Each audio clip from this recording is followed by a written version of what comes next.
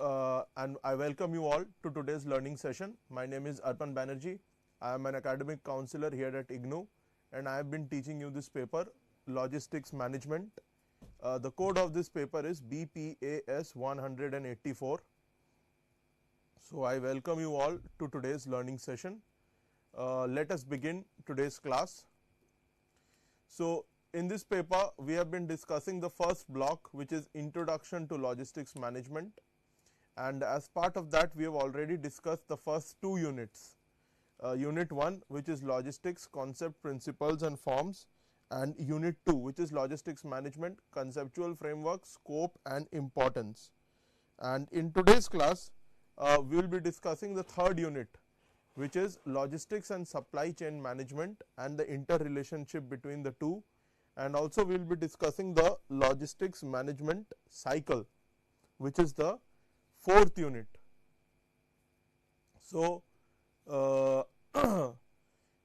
let us first start by discussing the third unit, that is the Logistics and Supply Chain Management and the interrelationship between logistics and supply chain management. So, when we talk about the challenges of supply chain management, supply chains are an integral part of the economy and new supply chains and processes are being created every day. The supply chain opportunities are expanding from global sourcing of goods to distribution, sales and fulfillments, touching all areas of supply chain management. There are certain challenges which are described below. The first is the manufacturing. The supply chains begin with the process of manufacturing and end with getting the product into the hands of the consumer. The production department is responsible for coordinating production schedules, determining how long the manufacturing process of a product will take and keeping track of the inventory of finished products. The materials analyst keeps track of inventory and material schedules and coordinates materials with production schedules. Then we have data analysis, data management by data analyst, data acquisition engineer, data manager, data administrator or statistician is a key component in supply chain. A proper understanding and analysis of this data helps supply chains work efficiently. In fact, data analysis and management are vital within supply chain management, since all the processes involved in serving consumers effectively have to be data driven. Procurement focusing primarily on identifying and purchasing the raw materials needed to create products is a key part of what keeps supply chains going. There is a wide range within this, from procurement analyst focusing on specific aspect of purchasing to purchasing managers who oversee the purchasing decisions for an entire organization. Now, if we talk about the next thing, which is the transportation. So, getting products into the hands of consumers is the main goal of a supply chain, and meeting this goal is possible through transportation.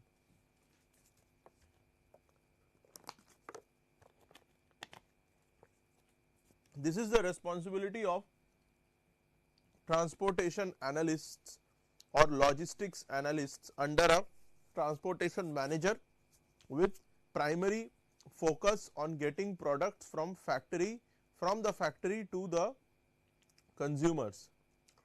Customer service, always a crucial part of any interaction between a business and a consumer. Customer service ensures that customers are satisfied with the products they receive. There are many roles, from account specialist at a logistics firm working to coordinate product shipments and resolve customer issues to a customer service manager overseeing the satisfaction of a company's entire client base. Innovations in supply chain management imply making a business more efficient by improving the way inventory and logistics are handled. The challenges are to be transformed into opportunities. It could be done through first predictive analytics and through machine learning. Big data can predict outcomes from various supply chain scenarios, make recommendations and manage supply risk. Corporate cards to streamline supply chain payments. These automated payments make supply chains more efficient by reducing processing errors and eliminating invoicing. These are streamlined and more secure.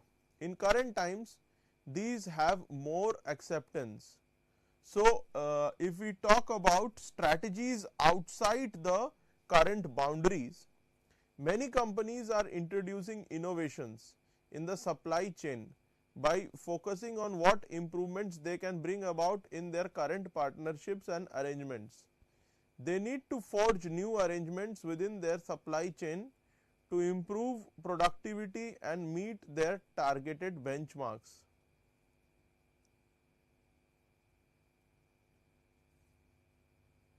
So, if we talk about improving operating techniques, most companies look for the latest high tech supply chain management tools to make their supply chain division more effective. One way that many supply chain professionals have been able to improve efficiency is through imbibing the Japanese philosophy of business improvement known as Kaizen, a process philosophy that emphasizes teamwork, lean manufacturing and allowing the employees to provide inputs in the process. There are 5 key elements of Kaizen. The first is teamwork, the second is personal discipline, the third is improved morale, the fourth is quality circles and suggestions for improvement. Supply chain management is an improvement over the traditional logistics management, which helps in the timely delivery of the products to customers. It also plays a crucial role in increasing business profits by reducing the overall costs, which improves its competitiveness.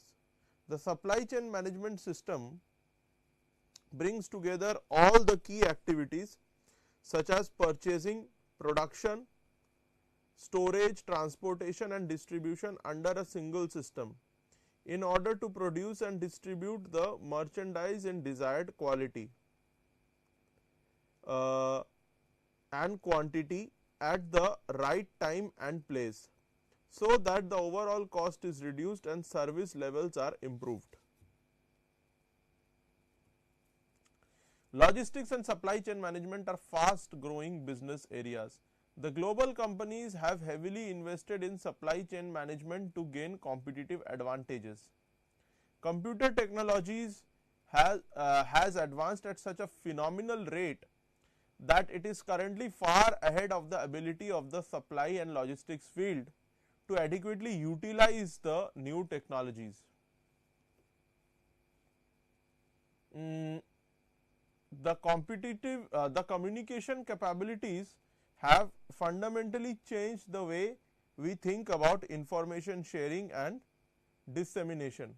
However, supply chain and logistics planning are still primarily based on the distributed models that came as the result of personal computers. There is great scope for new generation of supply chain and logistics planning technology based on centralized planning and collaboration. So, now if we discuss about the fourth unit, that is logistics management cycle. Logistics management is a component of supply chain management that attempts to meet the demands of customers through better planning, control and implementation of effective movement and storage of goods and services from the point of origin to the destination. Logistics management has cyclical operations. There are several key activities that fulfill the 7 rights of logistics.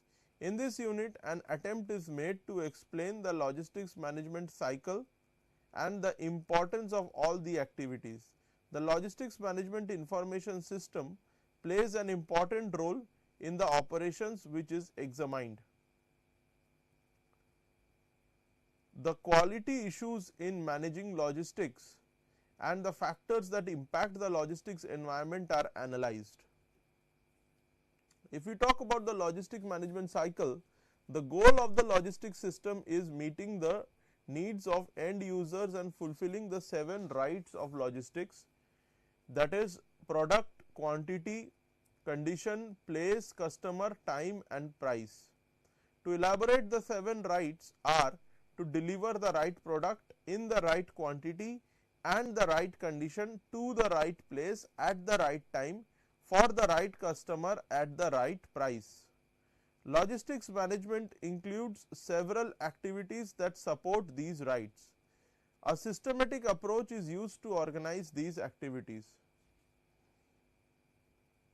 The logistics cycle comprises the following components: serving customers, that is right place, time and cost; product selection, that is the right item; forecasting and procurement, right quantity and cost; inventory management and distribution, right time, right place, time and cost; information for decision making; quality assurance and monitoring.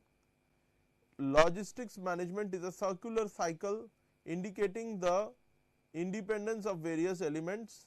The components of a logistics system fit together in the logistics cycle. If we talk about the logistics management cycle activities, the logistics management cycle has key interrelated activities. Let us discuss some of these activities. The first is the serving the customers. The first main activity in logistics management is delivery to customers. Customer service is the process between buyer, seller and a third party. There can be internal customers like distribution warehouse for last production point, and external customers who or which can be different organizations or individuals. For example, if the products manufactured are to be sent to a warehouse, then the warehouse is the end point. Customer service is the means by which companies can differentiate their products, ensure customer loyalty, increase sales and improve profits, being a series of activities designed to enhance the level of customer satisfaction. The elements of customer service are: first, pre-transaction elements. These arise prior to the taking place of actual transaction. This comprises a written statement of policy, the customer's access to statements, organizational structure, system flexibility and technical service. For example, when some product is ordered through e-commerce, the customer is in know of several aspects pertaining to the product.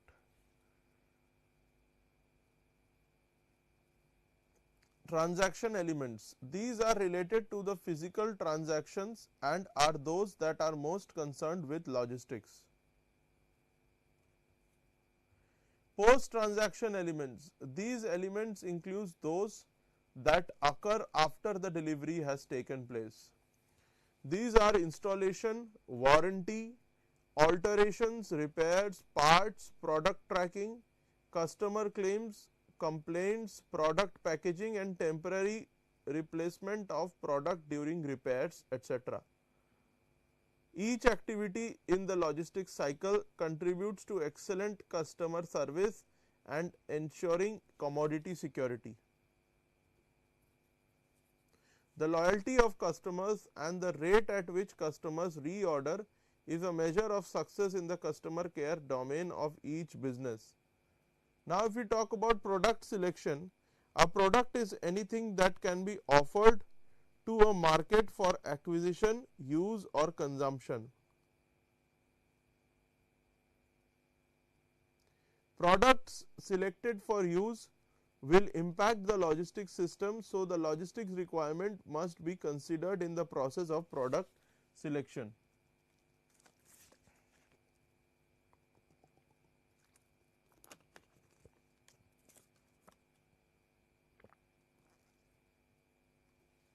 Product selection is a decision process in which the design team selects one or few product concepts for further development.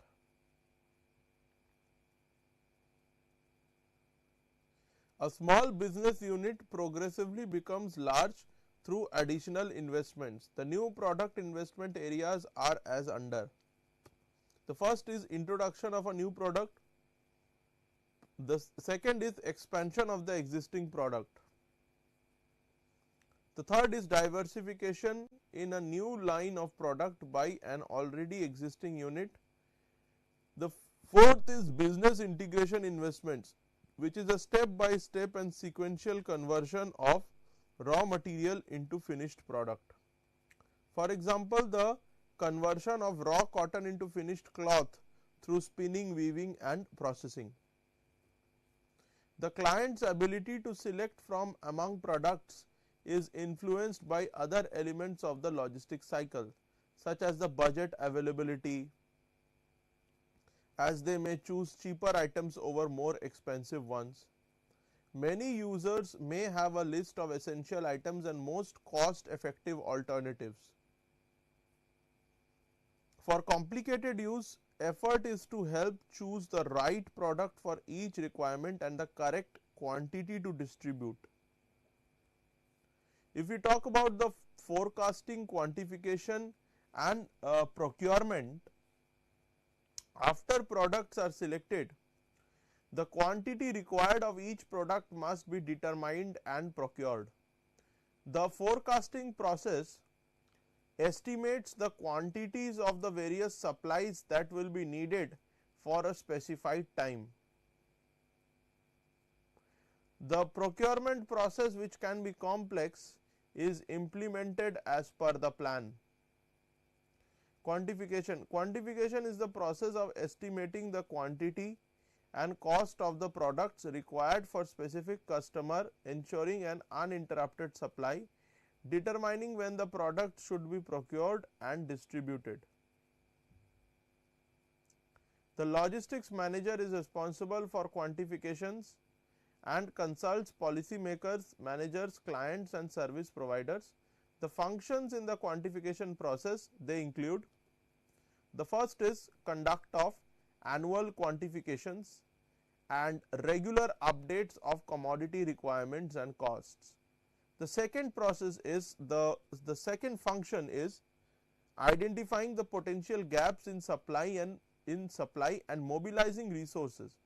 As part of the quantification process, logistics staff forecast the quantities of products required for a specified time, determine the cost of those products and compare those costs with the funds available. The amount, timing and funding commitments from all sources are updated. The third is developing and managing supply chains. A supply plan details the arrival dates and quantities of shipments from all suppliers. The logistics staff manage the information regarding supply plans from various suppliers. The desired stock levels are quantified to ensure a continuous supply of commodities. Now, if we talk about forecasting, forecasting estimates the quantities of each product that a customer will use in a specific period. These predictions are needed due to time lag in matching supply to demand. Logistics requirements to be forecasted include customer demand, material prices, labor costs and lead times. So, proper forecasting helps ensure enough supply available to meet the demand. An overestimation of demand leads to bloated inventory and high costs, whereas By underestimating demand, many customers would not get their products. Forecasting is where procurement usually takes place and often done by logistics manager, management information systems managers and others involved with the product. Forecasting is important for the following activities. First, projecting consumption, second, budgeting, third, procurement planning, fourth, pipeline planning, fifth, quality assurance and sixth, preventing supply imbalances. So, there are two types of forecasting methods. The first is qualitative forecasting. These are judgmental forecasts using subjective inputs such as executive opinion, sales personnel, consumer services, opinion of managers and staff, market research methods that involve using market testing and surveys to forecast the trends, particularly the newly introduced products. Quantitative forecasting, time series model uses previous data assuming that the future will be like the past. Associative model, uses explanatory variables to predict the future. If we talk about procurement and supply chain management is a logical process flowing from quantification to forecasting and supply planning aimed at producing procurement tables that guide the procurements. Supply planning is to counteract the identified risks of stockouts and excesses or expiry. The supply plan shows a way to maintain the stock levels within the accepted minimum maximum levels. It is more of an interactive and continuous process that requires lots of stakeholder management skills. Supply planning proposes solutions to the risks of stockouts and expiry. Procurement, after a supply plan has been developed as part of the quantification process, quantities of products must be procured.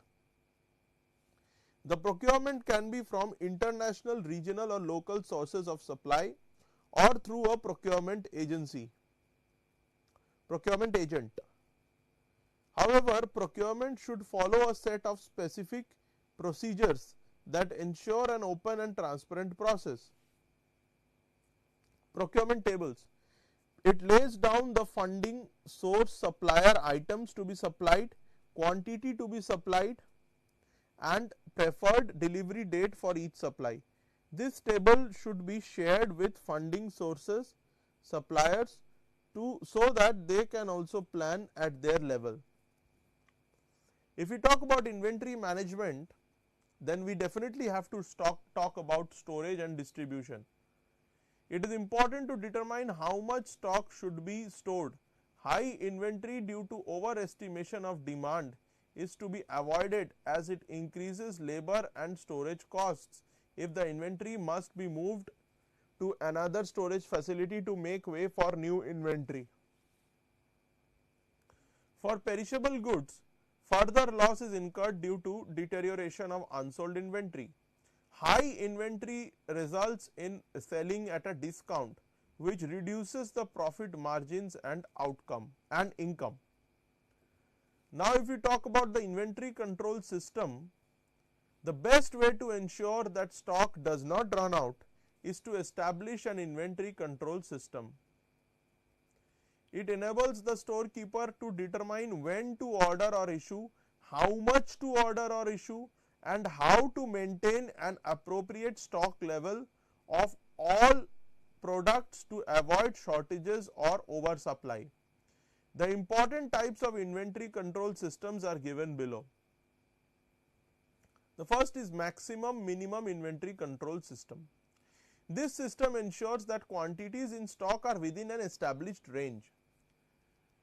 This is the simplest method of inventory control. When the stock of a certain product reaches the minimum level, it is an indication to recorder to reorder and reach the earlier level. So, if we talk about the maximum minimum inventory control system, this system ensures that quantities in stock are within an established range. This is the simplest method of inventory control. When the stock of a certain product reaches the minimum level, it is an indication to reorder and reach the earlier level. The next is the maximum stock level or the maximum quantity. This is the maximum level of stock above which inventory level should not rise under normal conditions.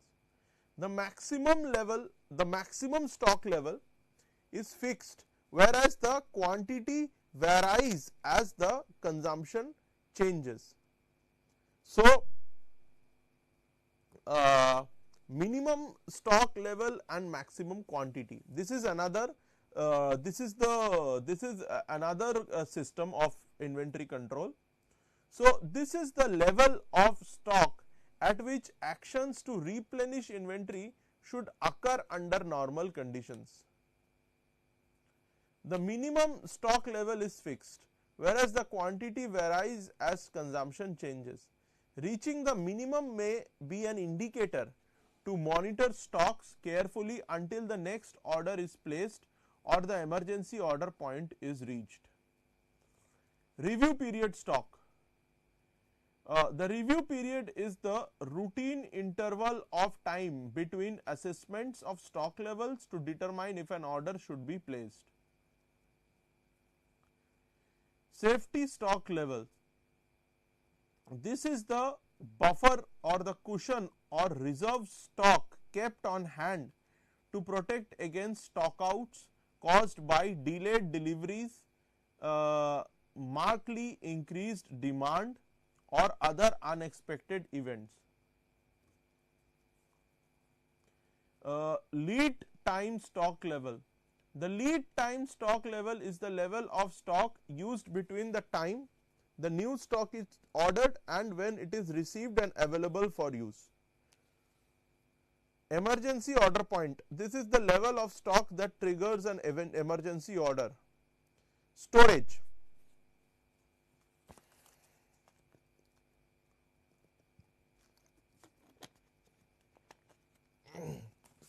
After an item has been procured and received by the company, it must be transported to the service delivery level where the client or customer will receive the products. During this process, the products must be stored till they are sent to the next lower level or until the customer needs them. Almost all businesses store a quantity of stock for future customer needs. Now, if we talk about the purpose of storing product, storage is a basic part of warehousing, being more than just shelving products. To have viable products available for distribution, the quantity of a product and its packaging must be ensured. Excessive quantities of damaged and expired goods could mean that some products will not be available for customers.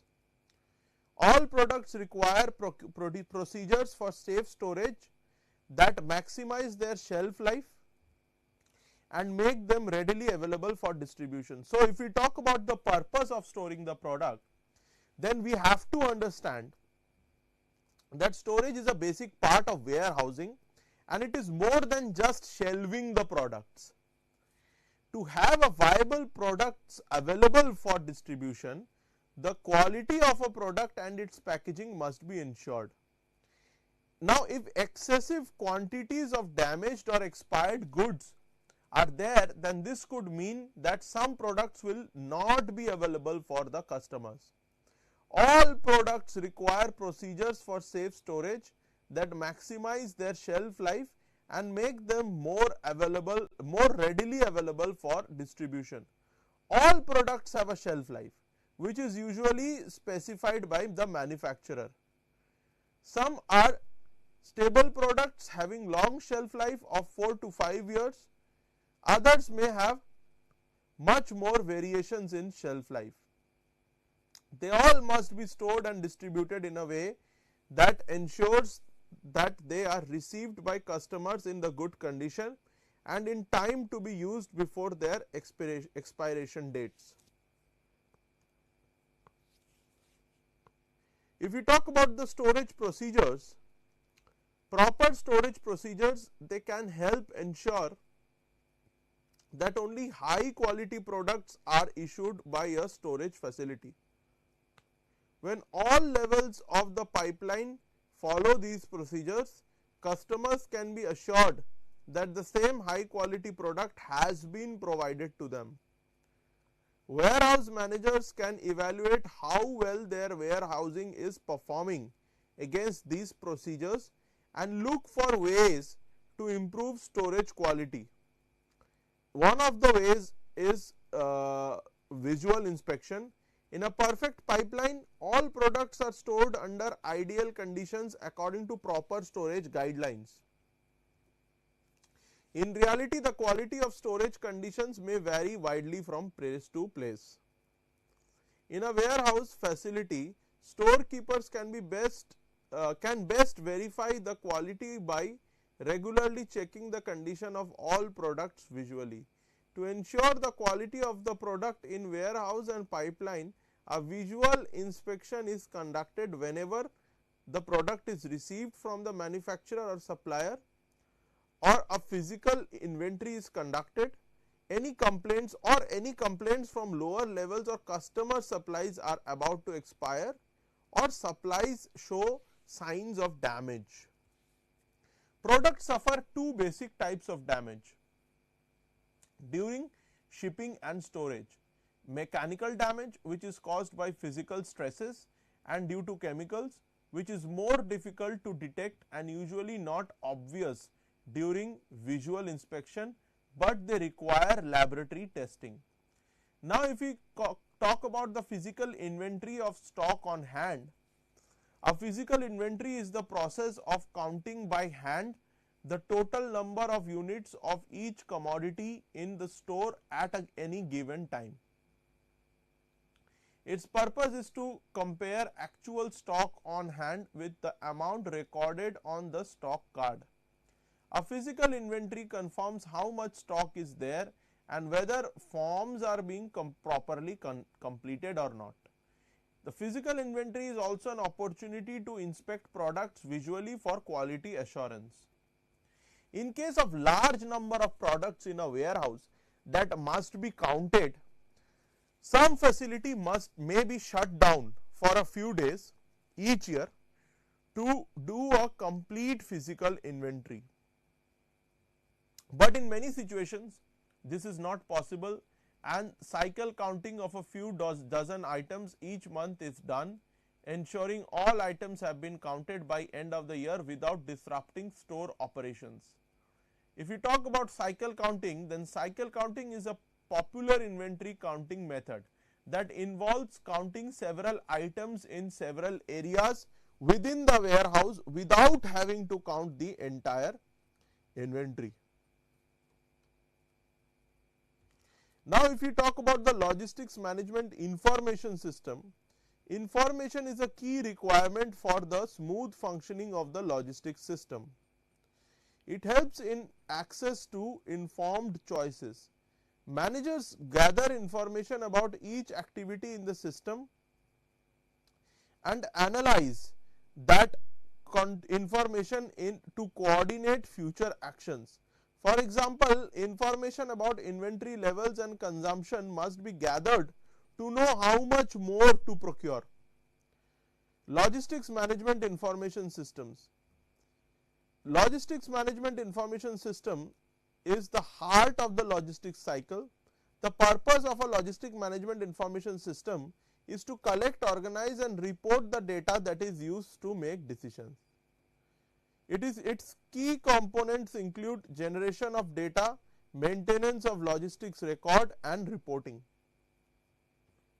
Generation of data. The essential data needed for logistics management information system is first stock on hand, quantities of usable stock available at all levels of the system.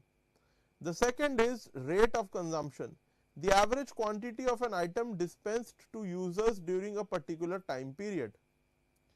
Losses and adjustments. Losses are the quantity of stock removed from the pipeline for any reason other than consumption by clients. For example, losses, expiration, theft, damage. Adjustments include quantities issued to or received from other facilities at the same level. Now, if we talk about the maintenance of logistics records, the supplies in a pipeline are either stored, moved, that is in transit, or consumed, that is used, which are monitored with the following three types of logistics records. The data they contain, they must encompass first stock keeping records. These are meant to record information about items in storage. At a minimum, stock keeping records must contain the quantity of stock on hand and the quantity of losses and adjustments. The formats are stock bin cards, store ledgers, and inventory control card. Transaction records. The purpose of these is to record information about the movement of stock from one storage facility to another. Transaction records need not include any essential data items. The most common formats are packing slips, receiving records, issue vouchers, and requisition vouchers. Now, if we talk about the consumption records, these record the quantity of each item dispensed to clients. If we talk about the reporting processes, it has the essential data into a format useful for decision making. The collected data is made available in a form suitable for decision making by giving information through reports such as summary report. The first is summary reports having all essential data items, which include the stock on hand, consumption and losses and adjustments. The second is the feedback reports. Feedback reports inform lower levels about their performance, sometimes providing additional information about reporting from other facilities. Feedback reports also inform higher level managers about how well the system is functioning. Logistics management information system is particularly important in designing a relevant, useful system that provides data which facilitates decision making. If we talk about the quality monitoring of the activities, quality assurance and monitoring take place throughout the logistics cycle between each of its activity as under. The first is between product selection and forecasting. This is done to ensure and monitor the quality of procurement decisions as the most appropriate product for the system. The second is between procurement and storage. A product's procurement request should include specifications for manufacturers to follow. After procuring items, their quality must be monitored before they enter the distribution system. The manufacturer carries out quality monitoring, but often the receiver may also require independent testing. Some products require compliance testing, a quality monitoring procedure to ensure that procurement specifications are being followed. One simpler quality assurance technique is to check labeling and packaging for arriving shipments. Now, if we talk about the activities of quality monitoring, another activity is between the inventory and the customers.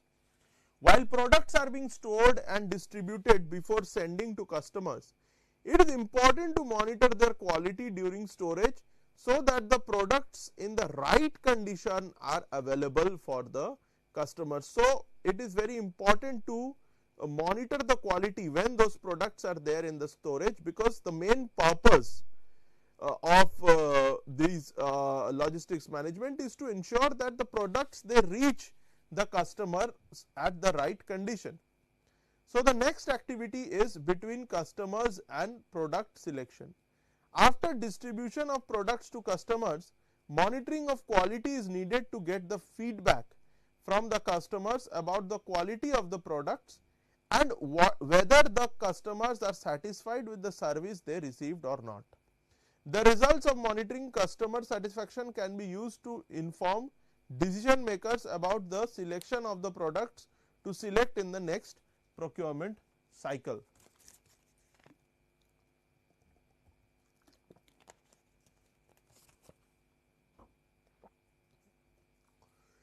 Now, another important aspect is the logistics environment. There are several factors that impact logistics environment. Now, what are those factors? We are going to discuss some of those factors. The first factor impacting the logistics environment is globalization. The impact of globalization is immense, with flow of private capital, market economy, entry of multinational corporations, developments in information technology, rapid urbanization and so on. These impact the logistics cycle on several fronts. The first front on which globalization impacts the logistics cycle is on the policy front. Government regulations and procedures, they affect all elements of the logistics system. Many governments have established policies on the selection of certain products, procurement of items, their distribution, storage and the quantities customers receive, often called the dispensing protocols. Logistics managers can influence these policies but may not be able to change them. Logistics managers need to keep themselves updated on current policies and implement them as specified. There is a move on the part of Government of India to come up with a logistics policy. Now, the next is adaptability. This is the logistics system's ability to successfully obtain the internal or external resources necessary to address changes in demand. Logistics managers often depend on a larger system such as the government to provide inputs. Where managers do not control the inputs, adaptability becomes more challenging. Finance is one of the most important resources in logistics. For example, as the demand increases, the logistics system needs more money to pay for fuel for extra deliveries, hire new warehouse workers and train logistics personnel. Adaptability is the ability to meet these needs that will have an impact on the logistics system. Now, the logistics management cycle, it also includes key activities such as product selection, quantification and procurement, inventory management, storage and distribution. Other activities that help drive the logistics cycle are also at the heart of logistics are organization and staffing, budget, supervision and evaluation. A logistics system organization needs to have an appropriate logistics unit having adequate resources and authority.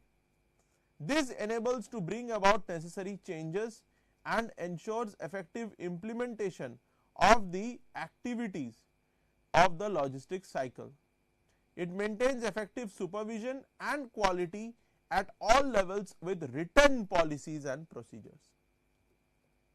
So, we have discussed the third and fourth unit in today's class. Let us once again revisit what we have discussed in the third unit, which we had discussed in the beginning of today's class. Let us revisit that. So, the third unit was logistics and supply chain management and the interrelationship between the two. Now, in that we had discussed about the supply chain management challenges. So, supply chains are an integral part of the economy and new supply chains and processes, they are being created every day, as we have just discussed. Globalization is also affecting that. The supply chain opportunities are expanding from global sourcing of goods to distribution, sales and fulfillments, touching all areas of supply chain management.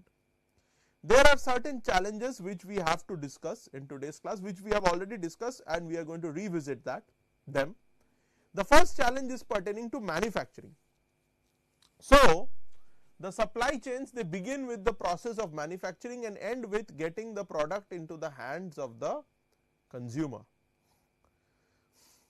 The production department is responsible for coordinating production schedules, determining how long the manufacturing process of a product will take and keeping track of the inventory of finished products. The materials analyst keeps track of the inventory and material schedules and coordinates materials with production schedules. The next is data analysis. Data management by data analysts, data acquisition engineer or data manager, data administrator or statistician is a key component in supply chain, and nowadays artificial intelligence can also do this. A proper understanding and analysis of data, of this data, it helps supply chains work efficiently. In fact, data analysis and management are vital within supply chain management, since all the processes involved in serving customers are effectively, they have to be data driven.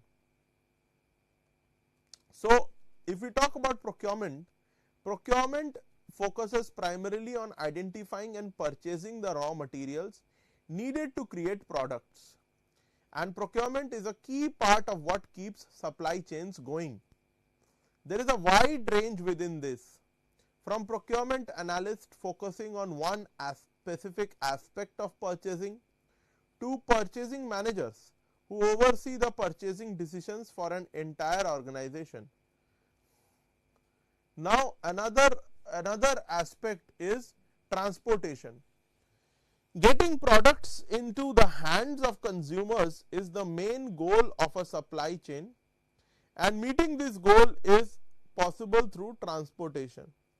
So, this is the responsibility of transportation analysts or logistics analysts under a transportation manager, with primary focus on getting products from the factory to the consumer. Customer service, always a crucial part of any interaction between a business and a consumer. Customer service ensures that customers are satisfied with the products they received. That is the raison d'etre of logistics management. If customers are not serviced, then the end purpose itself is not served. Then logistics management becomes futile. So, customer service is the most crucial part of interaction between a logistics management business and a customer, and customer service, it ensures that customers are satisfied with the products that they receive. So, there are many roles, from account specialist at a logistics firm working to coordinate products, shipments and resolve customer issues, to a customer service manager overseeing the satisfaction of a company's entire client base. Innovations in supply chain management imply making a business more efficient by improving the way inventory and logistics are handled. The challenges are to be transformed into opportunities, and how can these challenges be transformed into opportunities? The first way is through predictive analytics and machine learning. Big data can predict outcomes from various supply chain scenarios, making recommendations and manage supply risk.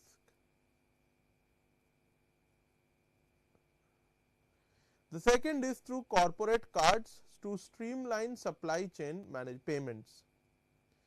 These automated payments make supply chains more efficient by reducing processing errors and eliminating invoicing. These are streamlined and more secure. In current times, these have more acceptance.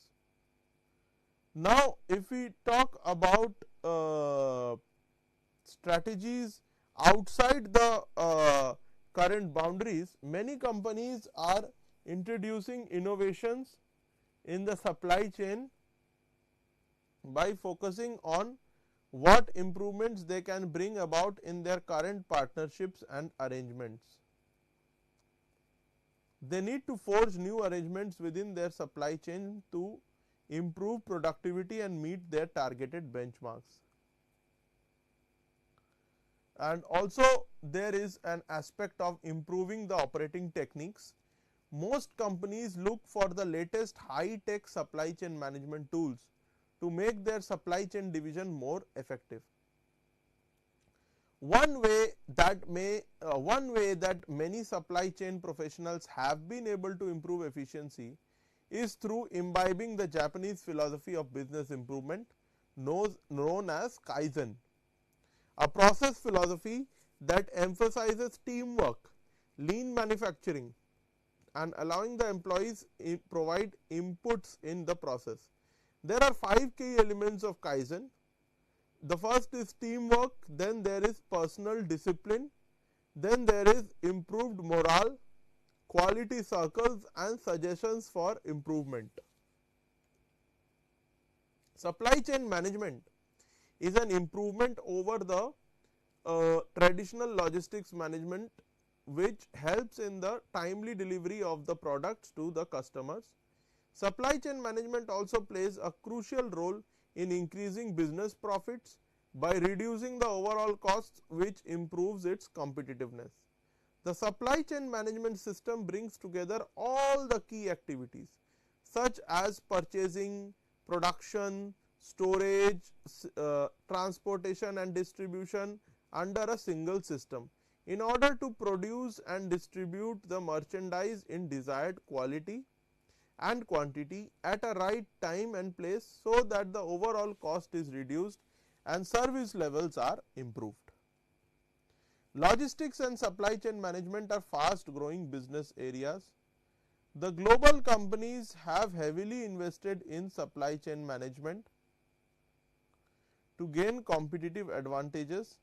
Computer technology has advanced at such a phenomenal rate that it is currently far ahead of the ability of the supply and logistics field to adequately utilize the new technologies.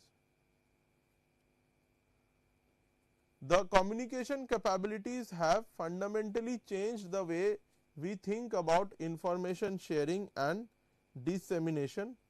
However, supply chain and logistics planning are still primarily based on the distributed models that came as a result of personal computers. There is a great scope for new generation of supply chain and logistics planning technology based on centralized planning and collaboration. So, we have revised the third unit, and in the fourth unit of this paper we had discussed the logistics management cycle, and as part of that we had discussed about the 7 rights of logistics: product, quantity, condition, place, customer, time and price, and we had also discussed the different components of logistics cycle. In today's class we have discussed that, and we have also discussed as part of the different we have also discussed the different logistics management cycle activities as well. That also we have discussed: serving customers, pre-transaction elements, and also the elements of customer service also we have discussed in detail in today's class, and that also we have discussed, and also we have discussed about product selection and diversification as well. And also a very important aspect that we have discussed in today's class is forecasting, quantification and procurement. So, we have discussed about forecasting, the different elements of forecasting, and we have also the different types of forecasting, quantitative forecasting and all, and we have also discussed about procurement, and very importantly we have discussed about inventory management as well in today's class, as well as the inventory control system, the different types of it as well, and we have ended in the class by discussing the purpose of storing the products and the procedures involved in storage as well. And finally, we had discussed about the logistics management information system and the management of the logistics record, as well as the reporting processes and the quality monitoring of the activities and the logistics environment also we have discussed. So, I thank you all for joining today's class.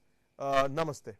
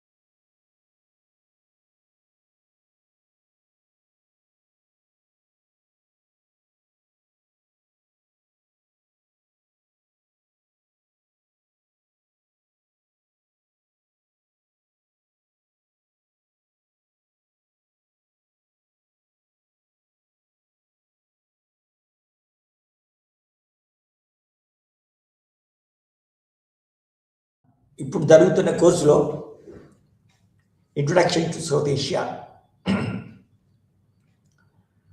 లో ఇదివరకు మనము south Asia geography, history, తర్వాత south Asia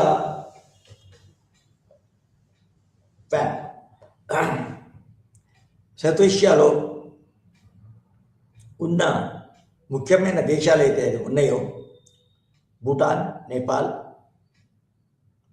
Sri Lanka, Pakistan, Bangladesh, India, Maldives, ఈ దేశాల్లో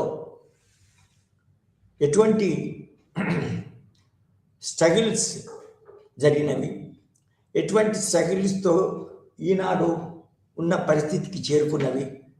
అంటే ఈనాడు ఉన్న పరిస్థితి అంటే సామాన్యంగా బంగ్లాదేశ్ ఒక ఇండిపెండెంట్ నేషను, పాకిస్తాన్ ఒక ఇండిపెండెంట్ నేషను, భూటాన్ ఒక ఇండిపెండెంట్ నేషను, నేపాల్ ఒక మోడర్న్ స్టేటు. ఇది మన వెస్ట్రన్ పొలిటికల్ టర్మ్స్లో మాట్లాడాలంటే ఇవన్నీ ఒక రకమైన కొన్ని డిఫరెన్స్ ఉన్నా కూడా పాకిస్తాన్లో సెక్యులర్ ముస్లిం స్టేట్ అయినా కూడా అందులో అక్కడ కూడా డెమోక్రాటిక్ కాన్స్టిట్యూషన్ ఉంది అన్నట్టు. మతము, రాజ్యాంగము ముస్లిమే, కానీ అక్కడ కూడా ఒక డెమోక్రాటిక్ పద్ధతి, అక్కడ కూడా పార్లమెంటరీ సిస్టమ్ ఉంది, అక్కడ కూడా ఎన్నికలు జరుగుతాయి. ఎట్లా జరుగుతాయి తర్వాత అక్కడ ఉన్న లోపలి పరిస్థితులు ఏందో అది వేరు. కానీ ఈరోజున్న సౌత్ ఏషియా రీజియన్లో, సౌత్ ఏషియా ప్రాంతంలో నిజానికి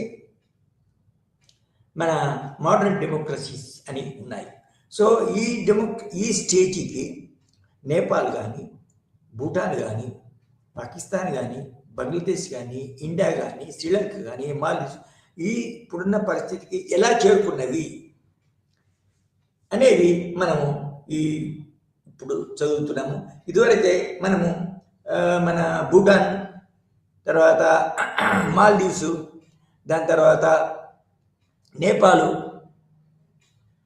కొంతవరకు ఇండియా కూడా మొదలుపెట్టినాము.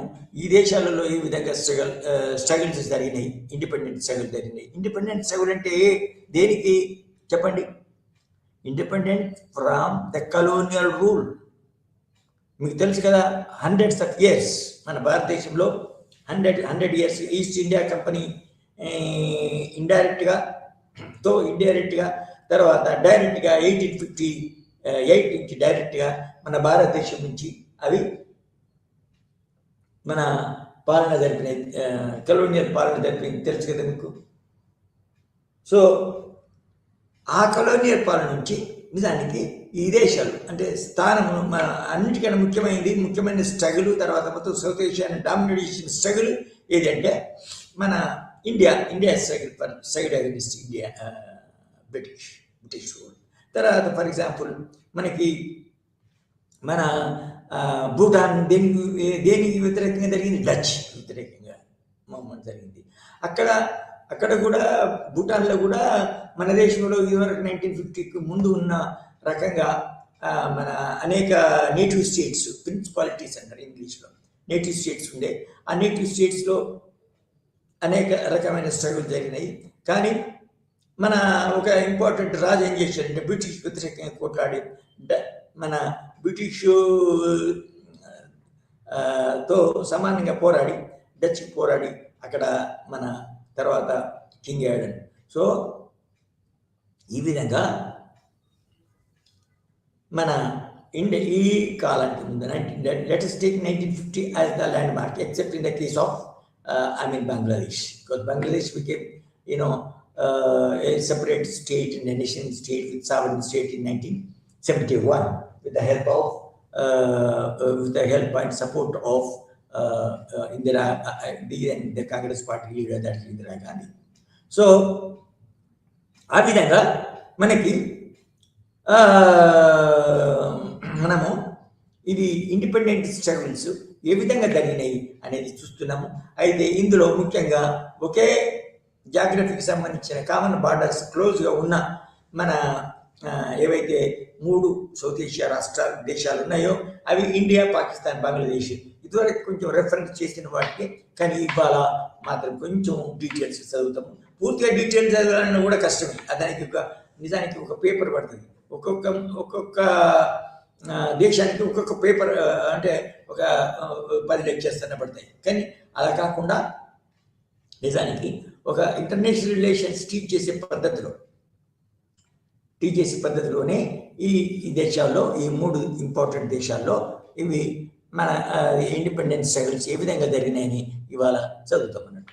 నౌ ఈస్ట్ ఇండియా కంపెనీలో ఇండియా ముందుగా, తర్వాత పాకిస్తాన్, దాని తర్వాత లాస్ట్ బంగ్లాదేశ్ చదువుతాం డీటెయిల్స్గా. సో ఆ విధంగా ఇది మనకు క్లియర్ ఐడియా వస్తుంది. అది పూర్తిగా సూక్ష్మంగా మన ఒక 10 నిమిషాల్లో 15 నిమిషాల్లో చెప్తే అది కూడా పూర్తిగా అర్థం కాదు. కాబట్టి కొంత డీటెయిల్స్కైనా చెప్పాల్సి ఉన్నది. అయితే now let us go to the establishment of British rule directly in India. Establishment direct rule in India by the British. By the British 1958. By the British 1958లో మీకు ఏ విధంగా మన బ్రిటిష్ వాళ్ళు 1858 యాక్ట్ ద్వారా British government of India act 1858.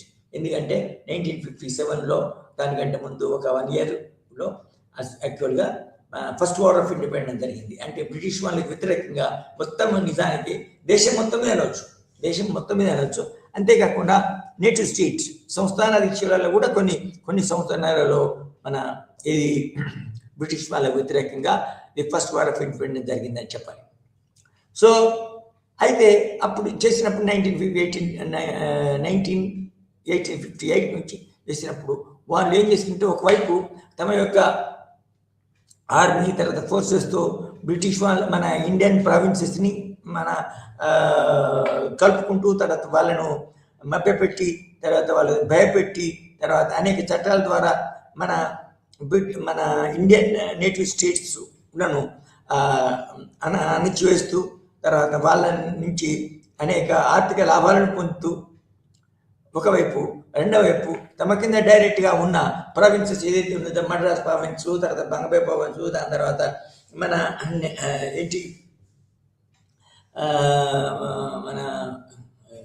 ఇది Bombay province, తర్వాత east Bengal province ముఖ్యంగా, తర్వాత వేరే ఉన్నాయి మన అనేక యునైటెడ్ ప్రావిన్సెస్ వేరేవి ఉన్నాయి. ఆ ప్రావిన్సెస్ డైరెక్ట్గా రూల్స్ చేయడం.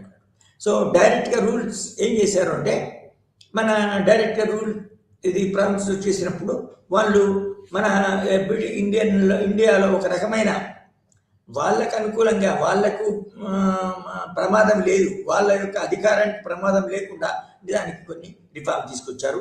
ఆ రిఫార్మ్స్ ఏంటి అంటే 1861 కౌన్సిల్స్ యాక్ట్, తర్వాత 1898, 1858, దాని తర్వాత మన 1909, దాని తర్వాత 1919, దాని తర్వాత 1935, దాని తర్వాత 1935లో నిజానికి ఇప్పుడున్న మన భారతదేశంలో 1951లో పెట్టబడిన రాజ్యాంగానికి మూలమైన ఏమన్నా దానికి బేసిస్ అయిన ఒక మన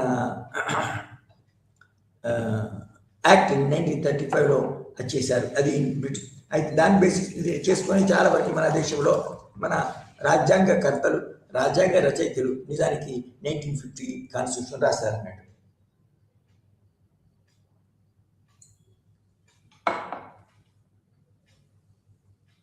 సో ఆ విధంగా అయితే వాళ్ళు బ్రిటిష్ వాళ్ళు ఆ విధంగా రాజ్యాంగ అయితే నిజానికి ఈ చేసిన చట్టాలకు కూడా ఎక్కడెక్కడ వాళ్ళకి అనుకూలంగా లేవో, ఒకరికి వాళ్ళ ఫ్యూచర్ ఇండిపెండెన్స్కి అనుకూలంగా లేవో, తర్వాత ప్రజల యొక్క ప్రాతినిధ్యానికి నిజానికి ఎక్కడెక్కడ లేవో అప్పుడు పార్టీలు ఆ అంశాలను, ఈ చట్టాల్లో ఉన్న అంశాలను నిజానికి వ్యతిరేకించాలని చెప్పాలి.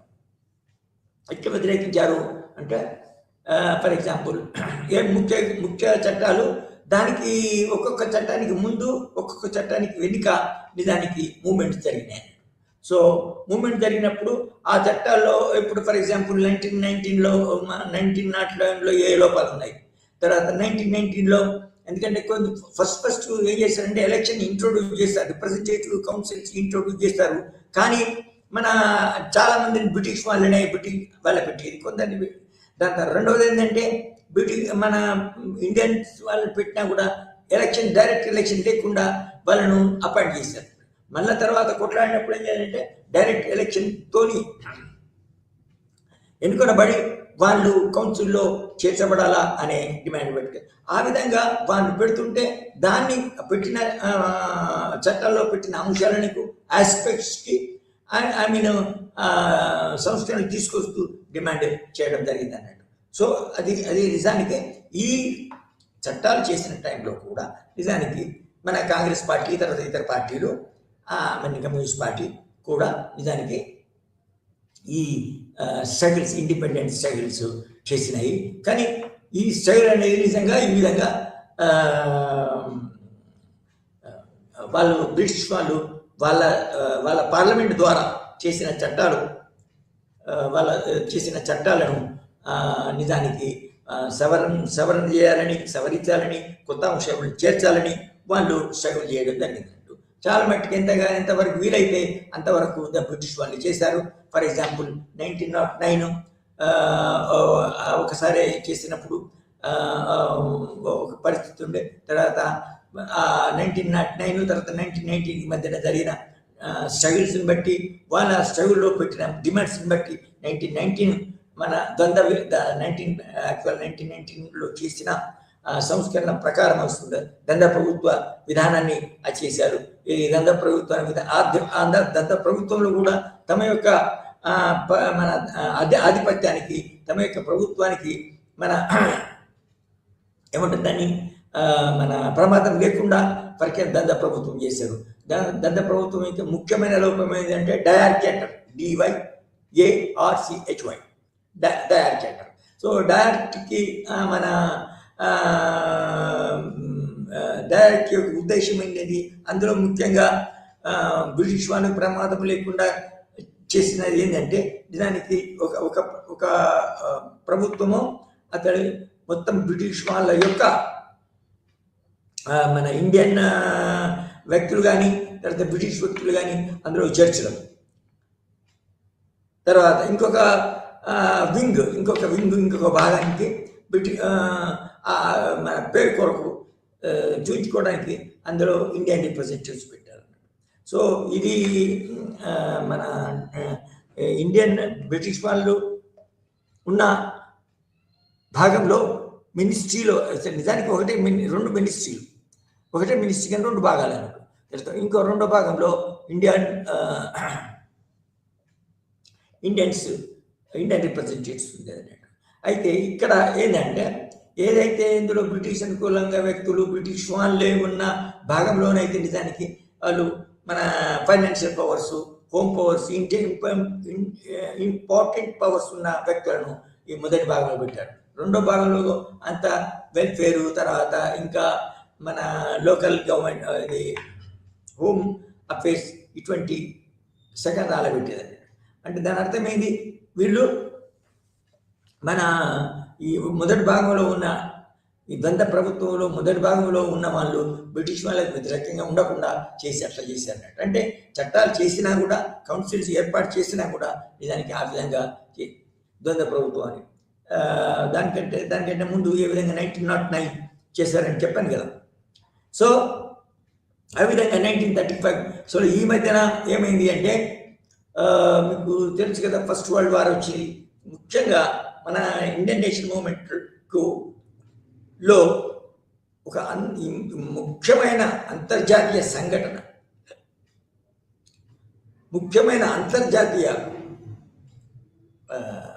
వ్యవహారం, అంతర్జాతీయ మన సంఘటనలు మన ఇండియా నేషనల్ మూవ్మెంట్లో ఇండియాపై ప్రభావితం చూపినాయి.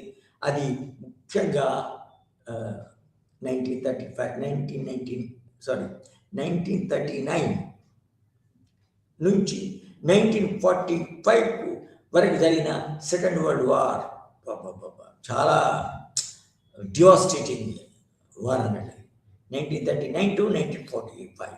సో ఈ 1995లో మన మన దేశంలో మన ప్రాంతాలు డైరెక్ట్గా బ్రిటిష్ వాళ్ళ కింద ఉన్న ప్రాంతాలపై ఆధిపత్యము, తర్వాత మన ఇండైరెక్ట్గా మన ఒక 500కు పైగా ఉన్న మన నేటివ్ స్వదేశీయ సంస్థానాలపై తమ యొక్క ఆధిపత్యమును సంపాదిస్తూనే అటు సెకండ్ వరల్డ్ వార్లో అది మన ఇతర మన సామ్రాజ్యవాద దేశాలతో మన కొట్లాడడం జరిగింది అన్నట్టు బ్రిటిష్. కానీ ఇక్కడ సమస్య ఏంటంటే మన బ్రిటిష్ తర్వాత అమెరికా, బ్రిటిష్ తర్వాత యుఎస్ఏ, తర్వాత బ్రిటిష్ అంటే యూకే, తర్వాత UK, United States of America and France. అయితే ఈ దేశాలు ఈ దేశాల కింద కొన్ని కాలనీస్ ఉన్నాయి కదా, ముఖ్యంగా ఇంపార్టెంట్ కాలనీ మన ఇండియా. సో వాళ్ళు ఇండియా నుంచి పూర్తిగా సపోర్ట్ పొందాలని ప్రయత్నం చేశారు. ఏది బ్రిటిష్ వాళ్ళు, బ్రిటిష్ కింద ఉన్నది కాబట్టి.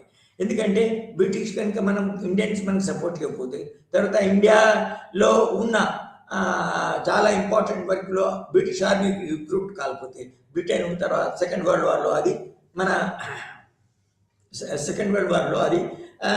నెగ్గలేదు, సక్సెస్ఫుల్ కాలేదు. కాబట్టి నిజానికి ఒక రకంగా ఇండియాలో ఉన్న ఇండియన్ రిప్రజెంటేటివ్స్కి, తర్వాత ఇండియన్ నేషనల్ కాంగ్రెస్కి, ఇంకా ముఖ్యంగా మన ఇండియా ఇది గాంధీ యొక్క వాదనలకి, గాంధీ యొక్క కమాండ్స్కి, గాంధీ యొక్క అభిప్రాయాలకి, గాంధీ యొక్క మన ప్రాతినిధ్యానికి, ఇంటర్ఫియరెన్స్కి చాలా ముఖ్యం, చాలా ఇంపార్టెన్స్ ఇచ్చారు. నిజానికి వాళ్ళకు లొంగిపోయారు కూడా. అంతేకాకుండా ఇంకోటి ఏంటంటే, అంటే వాళ్ళకి నిజానికి ఒక మంచి డిబేట్, నెగోషియేషన్ జరుగుతుంది బ్రిటిష్ ప్రభుత్వానికి కాంగ్రెస్ పార్టీకి. జరిగింది ఎవరితో అంటే ఇంకా రెండు వేరే నేషనల్ పార్టీస్ ఉన్నాయి. దట్ ఈస్ ముస్లిం లీగ్, దాని తర్వాత 1940 ముస్లిం లీగ్, దాని తర్వాత కమ్యూనిస్ట్ పార్టీ. ఈ కమ్యూనిస్ట్ పార్టీతో కూడా నిజానికి బ్రిటిష్ ప్రభుత్వము ఒక రకమైన కోఆపరేషన్ చేసింది. ఎందుకంటే కమ్యూనిస్ట్ పార్టీ మనము చూస్తే కమ్యూనిస్ట్ పార్టీ పరిస్థితి, కమ్యూనిస్ట్ పార్టీ ఎడల బ్రిటిష్ వాళ్ళు ఏ విధంగా మన మెదిలారు మొట్టమొదటి నుంచి, ఏర్పాటు నుంచి మనం చూస్తే నిజానికి అవి ఒక చాలా ఇంట్రెస్టింగ్ ఉంటుంది అన్నట్టు. ఉదాహరణకి 1924లో ఇది కమ్యూనిస్ట్ పార్టీ ఏర్పడింది. తర్వాత ముఖ్యంగా మనకి అందరికీ తెలుసు, తర్వాత అప్పటి వరకే తర్వాత సోవియట్ యూనియన్ అనేది రష్యాలో ఏర్పడింది. తర్వాత అయితే సోవియట్ యూనియన్లో అప్పుడు నిజానికి స్టాలిన్, సోవియట్ యూనియన్లో అప్పుడు నిజానికి మన సోవియట్ ప్రభుత్వము ఇది ఇండియన్ కమ్యూనిస్ట్ పార్టీకి సపోర్ట్ ఇచ్చింది. తర్వాత కొందరు కమ్యూనిస్ట్ పార్టీ లీడర్సే, ముఖ్యమైన లీడర్సే అక్కడికి పోయి నిజానికి సోవియట్ యూనియన్ పోయి వాళ్ళ యొక్క సలహాలను అడిగారు. దాని తర్వాత వాళ్ళ యొక్క ప్రభుత్వాన్ని మనం ఇండిపెండెన్స్, బ్రిటిష్ కాలనీ నుంచి ఇండిపెండెన్స్ అయిన తర్వాత ఏర్పాటు చేస్తామని, కమ్యూనిస్ట్ సోషలిస్ట్ ప్రభుత్వాన్ని ఏర్పాటు చేస్తామని నిజానికి వాళ్ళు నిశ్చయించుకున్నారు. వాళ్ళ ఎజెండాలో మొదలుపెట్టారు. అయితే దానివల్లనే ఏం చేసిందంటే బ్రిటిష్ గవర్నమెంట్, ఇండియా గవర్నమెంట్ మన ఇండియన్ నేషనల్ కాంగ్రెస్కును, తర్వాత కాంగ్రెస్ మన కమ్యూనిస్ట్ పార్టీలకు నిజంగా చాలా భేదం ఉందని అనుకొని, తర్వాత ఇండియన్ కమ్యూనిస్ట్ పార్టీ కనుక మనం సపోర్ట్ ఇస్తే నిజానికి మననే ఎలాగొడుతుంది అని బ్రిటిష్ వాళ్ళు భావించారు. అంటే బ్రిటిష్ ప్రభుత్వాన్ని, బ్రిటిష్ వలస ప్రభుత్వాన్ని ఎల్లగొట్టి, మన యుద్ధం ద్వారా ఎల్లగొట్టి, ఎందుకంటే వాళ్ళు హింసాయుత సాయుధ పోరాటాన్ని మనం ప్రతిపాదించారు కాబట్టి అది కమ్యూనిస్ట్ పార్టీ అంటే బ్రిటిష్ వాళ్ళకి భయం అన్నాడు. సో కాంగ్రెస్తోని మాట్లాడుతూనే, మన కాంగ్రెస్ పార్టీతోని నెగోషియేట్ చేస్తూనే, తర్వాత ఇప్పుడు మనము మాట్లాడాము కదా 1861, 1898, దాని తర్వాత 1909, 1919 ఈ చట్టాలు చేస్తూనే ఆ చట్టాలకు కొన్ని చట్టాలలో మార్పుల కోసము, చేర్పుల కోసము, సంస్కరణల కోసము మన కాంగ్రెస్ పార్టీ తర్వాత ఇతర పార్టీలు డిమాండ్ చేస్తున్న వాటికి రెస్పాన్స్ ఇస్తూనే నిజానికి ఈ కమ్యూనిస్ట్ పార్టీని బ్యాన్ చేయడం జరిగింది. అంటే మొత్తం దాని యాక్టివిటీసే లేకుండా, ఎందుకంటే దాని కమ్యూనిస్ట్ పార్టీ యొక్క ముఖ్య లక్ష్యం తర్వాత కాంగ్రెస్ పార్టీలో మన బ్రిటిష్ వాళ్ళ ప్రభుత్వాన్ని సాయుధ పోరాటం ద్వారా ఆల్టర్నేటివ్ ఆర్మీ స్థాపించి సాయుధ పోరాటం ద్వారా ఇది మన భారతదేశానికి స్వతంత్రం తీసుకొస్తామని అప్పుడు ముఖ్యంగా the Soviet union. Okay, so కానీ ఈ సెకండ్ వరల్డ్ వార్ టైంలో ఏమైంది అంటే 1939 ఏంటంటే బ్రిటిష్ వాళ్ళు బాగా నిజానికి రెండవ ప్రపంచ యుద్ధంలో ముఖ్యులు ఒక భాగము డెమోక్రాటిక్ సెటప్ తర్వాత democratic alliance of USA, UK and France. ఇంకొక వైపు తర్వాత రష్యా వచ్చింది. ఎందుకంటే రష్యా మీద కూడా మన ఈ ఇంకొక వైపు ఉన్న మన వైరి భాగము లో ఉన్న వాళ్ళు ఈ రష్యా మీద దండెత్తారన్నట్టు. ఆ వైరి భాగం ఏంటంటే మన Italy, Japan and Germany. Japan and Germany ముఖ్యంగా under the leadership Hitler, great Hitler. మరి అప్పటి 1939 నుంచి ఇప్పటి వరకు అతని యొక్క మన అది నిజానికి అప్రజాస్వామికమైంది, తర్వాత హ్యూమన్ రైట్స్ లేనిది అదే. కానీ సామాన్యంగా మీకు తెలుసు కదా, చెడు పద్ధతులైనా మంచి పద్ధతులైనా కూడా బాగా పెద్ద ఎత్తున చేస్తే వాళ్ళు ప్రపంచ స్థాయిలో చేస్తే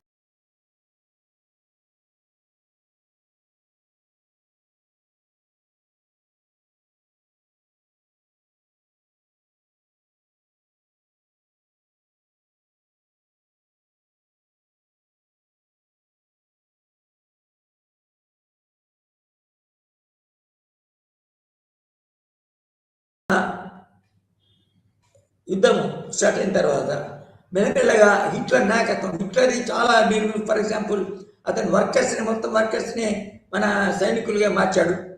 తర్వాత మీదికి పేరు చెప్పిన కమ్యూనిస్ట్ పార్టీ, కమ్యూనిస్ట్ ఐడియాలజీ అని నాజీ సోషలిజం అనే అదొక రకమైన సోషలిజం లెక్క వచ్చేసేసి మొత్తం మన దేశాన్ని అంతా ఒక ఫ్యాసిస్ట్ పద్ధతిలో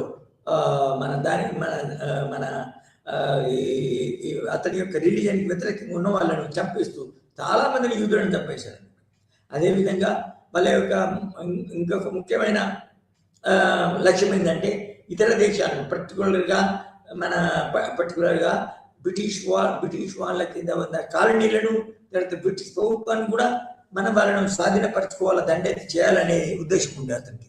సో అయితే ఆ యుద్ధంలో మరి సైన్యం కావాలి కదా, ఇప్పటి లెక్క మన ఇది డ్రోన్స్ కానీ తర్వాత ఇవి అనేక మోడర్న్ ఆయుధాలకే కాకుండా అప్పుడు సామాన్యంగా సాయుధ దళము, మానవ సాయుధ దళము, తర్వాత గుర్రాలు, తర్వాత ఇటువంటివి ఎక్కువ ఉండేవి కదా అప్పుడు. సో ఆ బ్రిటిష్ ఆర్మీలో సామాన్యంగా చాలామంది ఇండియన్స్ ఉంటారు. సో ఇండియన్ సోల్జర్స్కి తర్వాత ఆ కాలంలో ఈ బ్రిటిష్ కాలంలో ఇది అంతర్జాతీయ స్థాయిలో సోవియట్ యూనియన్ మీద కూడా నిజానికి ఇది సోవియట్ యూనియన్ కూడా మన ఈ హిట్లర్ యొక్క ఫ్యాసిజం ఎడల చాలా దెబ్బలు తిన్నది. దాని తర్వాత హిట్లరు నిజానికి చాలా భాగాన్ని ఆక్యుపై చేసుకున్నాడు. అయితే ఆ టైంలో ఈ మన సోవియట్ యూనియన్ పూర్తిగా ఈ డెమోక్రాటిక్ అలయన్స్ ఇది యూకే, యుఎస్ఏ, ఫ్రాన్స్తో కలిసి బ్రిటిష్ వాళ్ళకి బ్రిటిష్ వ్యతిరేకంగా పోరాడడం జరిగింది. నిజానికి అప్పుడు స్టాలిన్ అధికారంలో ఉన్నాడు. అప్పుడు స్టాలిన్ అధికారంలో ఉన్నప్పుడు ముగ్గురు డెమోక్రాటిక్ కలిసి మొదటి వాళ్ళు నాలుగోడు సోవియట్ యూనియన్ కలిసి దానికి ఫ్యాసిజానికి వ్యతిరేకంగా ఫ్యాసిస్ట్ అలయన్స్కి వ్యతిరేకంగా కొట్లాడి దాన్ని ఓడగొట్టారు. ఆ ఓడడంలో కూడా మీకు అందరికీ తెలుసు, హిట్లరు తను ఓడిపోయినప్పుడు ఇతరులు బాధపడకూడదని తనకి తానే నిజానికి సోవియట్ ఏమంటారు దాన్ని సూసైడ్ చేసుకొని చనిపోయాడు. దాని తర్వాత ఇతర మన ఇటలీ, తర్వాత మన జపాన్ కూడా అది అందులో ఓడిపోవాల్సి వచ్చేది. ఆ టైంలోనే మీకు తెలుసు కదా, సోవియట్ యూనియన్ మన అమెరికా జపాన్పై ఒక ఆటం బాంబు వేసింది. దాంతో జపాన్ అంతా నాశనం అయిపోయింది. దాని తర్వాత మన జర్మనీలో హిట్లరు తన యొక్క మన సైన్యం ఓడిపోవడం వల్ల మన సూసైడ్ చేసుకున్నాడు. దాని తర్వాత ఇటలీ కూడా ముందుగా ఇందులో ఓడిపోవలసి వచ్చింది. సో ఈ విధంగా ఈ సెకండ్ వరల్డ్ వార్లో నిజానికి మనకు ఇండియాకి మన ఇండియా స్వాతంత్రానికి మన స్వాతంత్రానికి విత్తనాలు పడ్డాయి అని చెప్పొచ్చు. ఎందుకంటే ఆ టైంలో అది చెప్పనలేదు, ఈ టైంలోనే. ఎందుకంటే అందరూ ఏది కాలనీలో ఉన్న అన్ని రాజకీయ పక్షాలు, రాజకీయ శక్తుల యొక్క సపోర్ట్ కావాలా, తర్వాత ఇండియా యొక్క సైనికుల సపోర్ట్ కావాలంటే బ్రిటిష్ వాళ్ళు చాలా పొలిటికల్ ఫోర్సెస్కి ఫ్రీడమ్ ఇచ్చారు. తర్వాత మీకు నిజానికి కొంతవరకు మేము స్వాతంత్రం కూడా ఇస్తాము, మా ఎంపైర్ కింద సరిపోతుంది, స్వాతంత్రం కూడా ఇస్తామని చెప్పారు. తర్వాత ఇంకా అనేక స్టెప్స్ చేసుకున్నారు. ఏంది ఈ కాలంలో సెకండ్ వరల్డ్ వార్లో బ్రిటన్ పాల్గొన్నప్పుడు పూర్తిగా మన వ్యతిరేక శక్తి ఉండకూడదని వాళ్ళు మన ఇండియా కమ్యూనిస్ట్ పార్టీకి కూడా నిజానికి దాని మీద బ్యాన్ ఎత్తేసారు. సో ఆ కాలంలో నిజానికి ఇది మన ముందు కమ్యూనిస్ట్ పార్టీ మన బయటకు వచ్చి కమ్యూనిస్ట్ యొక్క వాదులు కూడా ఇండియన్ నేషనల్ మూవ్మెంట్లో పాల్గొన్నారు. తర్వాత మన ఇది సోవియట్ యూనియన్ ఈ డెమోక్రాటిక్ అలయన్స్ వ్యతిరేకంగా ఉంది కాబట్టి తమకు గురువైన సోవియట్ యూనియన్ మాటల ప్రకారమే నిజానికి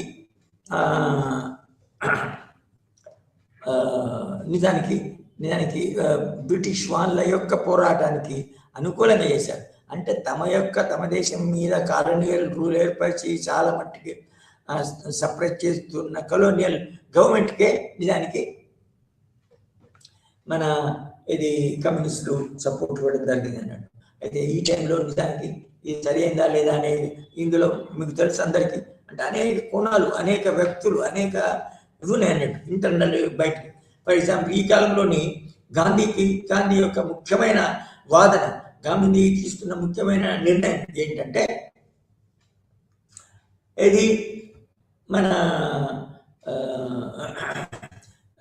ఇండియా మన ఇది బ్రిటన్కి సపోర్ట్ చేయాలా, కానీ బ్రిటిష్ వాళ్ళు 1942 నుంచి బ్రిటిష్ వాళ్ళు ఇండియాని మాత్రం వదిలిపోవాలా, మేము సపోర్ట్ చేస్తాం కొంతవరకు, కానీ మాకు ఇండియాకి అంటే అతని యొక్క స్ట్రాటజీ ఏంటంటే ఎప్పుడైతే ఈ మన శత్రువు చాలా వీక్ అవుతాడో, అనేక కారణాల వల్ల బలహీనుడు అవుతాడో, అప్పుడే నిజానికి మన యొక్క ముందు స్వాతంత్ర పోరాటము, మన ప్రజా పోరాటము ముందుకు పోవాలా అని భావించి ఇందులో Congress under the leadership of in fact started quit India movement in 1942. అంటే దాని అర్థమైంది, రెండవ ప్రపంచ యుద్ధం జరుగుతుంటూనే చెప్పాను కదా, రెండవ ప్రపంచ యుద్ధం 1939 to 1945 వరకు జరిగిందని. సో ఆ కాలంలో నిజానికి ఇండియాలోనే కాదు, నిజంగా ఇతర కాలనీస్లో కూడా స్వతంత్ర పోరాటం జరిగింది. కానీ సౌత్ ఏషియాలో మనం చూసుకుంటే సౌత్ ఏషియాలో ఇండియా అనేది చాలా పెద్ద దేశం. తర్వాత ఇతర సౌత్ ఏషియా కంట్రీస్ కంటే ఒక 5-6 అంతరం ఉంటుంది ఒకటి కంట్రీ. సో అయితే ఇది కాంగ్రెస్ యొక్క స్టాండు. మన గాంధీ తాత యొక్క స్టాండు ఏంటంటే బ్రిటిష్ వాళ్ళకు సైన్యాన్ని సపోర్ట్ చేస్తాము, but you have to quit India. అంటే ఏంటి దాని అర్థం ఏంటి అంటే మన ఈ సెకండ్ వరల్డ్ వార్ అయిన వెంటనే సెకండ్ వరల్డ్ టైంలో కూడా మీరు ఇండియాని వదిలేయాలా అనే ఉద్దేశం. సో అదే ఇంకొక డైమెన్షన్ ఏంటంటే అసలు సెకండ్ వరల్డ్ వార్ టైంలోనే మన అదే ఈ మన ఇండియన్ నేషనల్ మూవ్మెంట్లో ఇంకొక కాంగ్రెస్ వ్యతిరేకంగా, కాంగ్రెస్కి భిన్నంగా నిజానికి ఒక ముఖ్యమైన కొత్త మన తరహాలో సాయుధ పోరాటం ద్వారానే బ్రిటిష్ కలోనియల్ పవర్స్ని మనం ఎలగొట్టగలమని అది చెప్పి Subhash Chandra Bose Indian National Army ఏర్పాటు చేసి ఫార్వర్డ్ బ్లాక్ అనే పార్టీని స్టార్ట్ చేసి అతను మన నిజానికి సెకండ్ వరల్డ్ వార్లో అతను మన ఈ ఫ్యాసిస్ట్ ఫోర్సెస్ అయిన జపాన్ యొక్క సహాయం తీసుకోవడానికి ప్రయత్నం చేశాడు. తర్వాత అతను కూడా బయటకు పోయి ఇందులో ఒక ఇండియన్ నేషనల్ ఆర్మీ ద్వారా వచ్చి ఇక్కడ ఇండియాలో మన ఇది బ్రిటిష్ వాళ్ళని అందరినీ వ్యతిరేకంగా ఎల్లగొట్టాలా అని భావించాడు. సో అదొక డైమెన్షన్. కానీ అది ఈ బ్రిటిష్ వాళ్ళే వీళ్ళకి ఇండియన్ నేషనల్ కాంగ్రెస్కే మనం అధికారం ఇస్తే బాగుంటుంది అని మన మన సుభాష్ చంద్రబోసు నడిపిస్తున్న ఈ ఫార్వర్డ్ బ్లాక్కి సపోర్ట్ ఇస్తే బాగుండదు. అది మన యొక్క ఇక్కడ ఇండియాలో ఉన్న అసెట్స్ తర్వాత మన ఆస్తులు దానికి ఏమీ లేకుండా మనల్ని వట్టి చేతులు వెళ్ళగొడతారని వాళ్ళు కాంగ్రెస్కే మన సపోర్ట్ ఇచ్చారు. ఏది బ్రిటిష్ వాళ్ళు. సో బ్రిటిష్ వాళ్ళు సపోర్ట్ ఇచ్చారు. తర్వాత నిజానికి ఒక రకంగా చూస్తే బ్రిటిష్ వాళ్ళు మన రాజ్యాంగ ఐ మీన్ రచన కావాలని అందులో ముఖ్యంగా బేసిక్ పాయింట్స్ ఏంటిని అని అవి నిజానికి 1935 యాక్ట్లో వాళ్ళు పొందుపరిచారు. ఆ పొందుపరిచిన ఆ యాక్ట్లోనే నిజానికి మన కొత్త రాజ్యాంగం ఏ విధంగా రాయాలనే సమస్య అంశం వచ్చినప్పుడు నిజానికి కొత్త రాజ్యాంగంలో కూడా ఇది 1935లో ఉన్న చాలా అంశాలు నిజానికి మన కొత్త రాజ్యాంగంలో చేర్చడం జరిగిందండి. సో ఆ విధంగా మన ఇండియన్ నేషనల్ కాంగ్రెస్లో తర్వాత కలోనియల్ గవర్నమెంట్కి కలోనియల్ మన ఇంగ్లాండ్ వ్యతిరేకంగా నిజానికి ఇండియన్స్ కొట్లాడారు. ఆ విధంగా సంపాదించి తర్వాత 1935 యాక్ట్ ప్రకారము కొత్త ప్రభుత్వాలు కూడా ఏర్పడ్డాయి. బ్రిటిష్ వాళ్ళ మీద మన ఇండియాలో ప్రభుత్వాలు ఏర్పడ్డాయి. ముఖ్యంగా ఆ ప్రభుత్వాలు ఇక్కడ ఏర్పడి బ్రిటిష్ రూల్ చేసిన ప్రభుత్వాల ప్రాంతాలలోనే ఫర్ ఎగ్జాంపుల్ వెస్ట్ బెంగాల్, దాని తర్వాత మన ఇది మద్రాస్ ప్రావిన్సు, దాని తర్వాత బాంబే ప్రావిన్సు, యునైటెడ్ ప్రావిన్సెస్, వీటన్నిటి మన ప్రాంతాల్లో వీటన్నిటిలో నిజానికి మన బ్రిటిష్ వాళ్ళు ఏర్పరిచిన ప్రభుత్వాలు కూడా అంటే స్టేట్ గవర్నమెంట్స్ ఏర్పడ్డాయి. ఆ స్టేట్ గవర్నమెంట్స్ దానికి సెంటర్లో ఉన్న ఫెడరల్ ప్రభుత్వానికి అనుగుణంగా మెదులుతాయి. తర్వాత వాటి యొక్క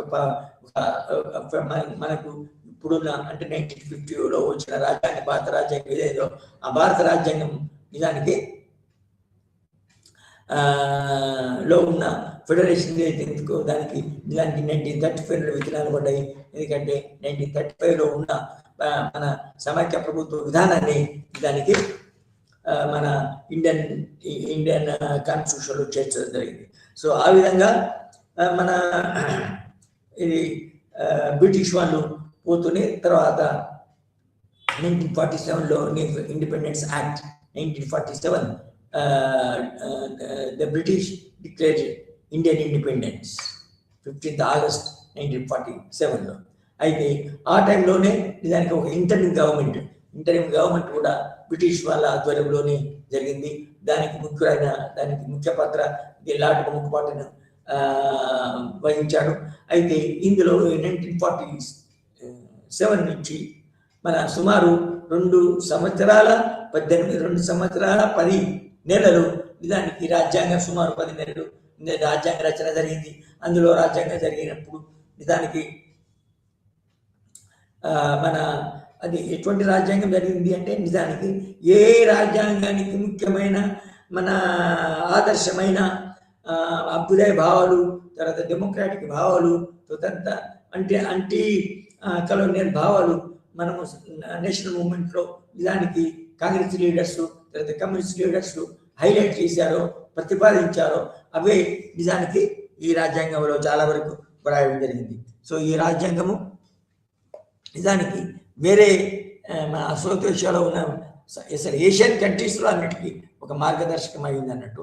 అయితే ఇక్కడ ఏం జరిగిందంటే రాజ్యాంగంలో ఫస్ట్ ముఖ్యంగా మన రాజ్యాంగంలో మొట్టమొదటిది తర్వాత ఫెడరల్ గవర్నమెంట్ ఉంటుంది. ఫెడరల్ గవర్నమెంట్ అంటే దేశంలో ఉన్న ప్రాంతాలన్నిటికీ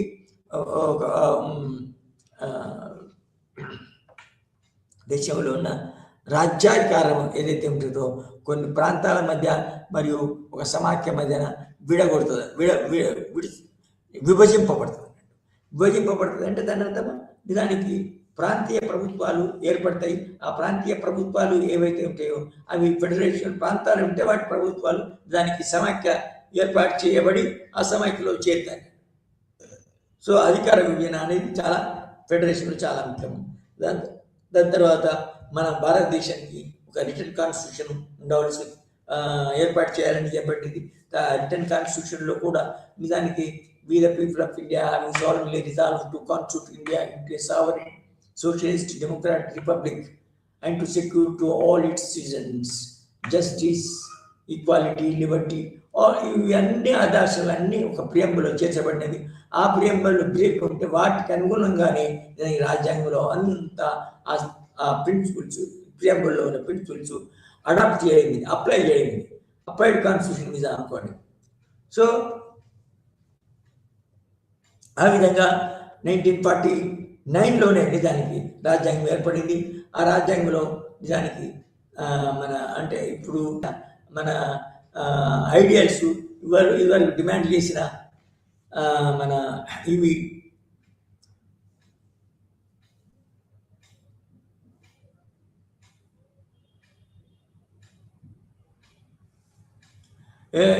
డిమాండ్ చేసిన ఏదైతే షరతులు ఏవైతే ఉన్నాయో అవన్నీ షరతులకు నిజానికి ఆ షరతులు మన అమలు చేసి ఒక రాజ్యాంగ రూపంలో పెట్టబడింది కాబట్టి దానికి ఇండియన్స్. సో అది తర్వాత ఇందులో ఇక్కడ ఈ స్టైల్లో కూడా నిజానికి మన ఒక ఎలక్షన్ జరిగింది. ఎలక్షన్ ద్వారా అంటే రిప్రజెంటేటివ్ గవర్నమెంట్ అన్నట్టు. ఎలక్షన్ అంటే రిప్రజెంటేటివ్ కదా.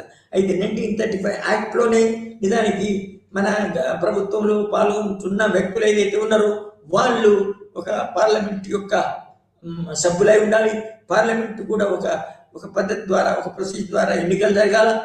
అయితే నిజానికి ఇందులో ఈ ఎన్నికలు కూడా నిజానికి adult universal process. Adult universal suffrage అంటే ఏంటంటే ఒక ఏడు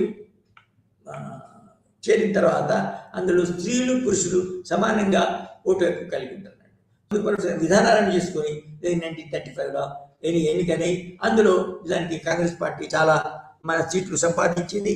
అయితే ఈ విధంగా సంపాదించిన సీట్ల ప్రకారము మన 1935 ప్రకారంగా ఏర్పడ్డ రాష్ట్రాలలో నిజానికి కాంగ్రెస్ ప్రభుత్వాలు స్థాపించడం దానికంటే ఇదంతా ఏం కనబడకుండా ఇక్కడ జరుగుతుంది కనబడకుండా దాన్ని కప్పేసి దేశంలో దేశ రాజకీయాల్లోనూ మొత్తం ప్రపంచ రాజకీయాల్లోనూ ఒక మన కవర్ చేసి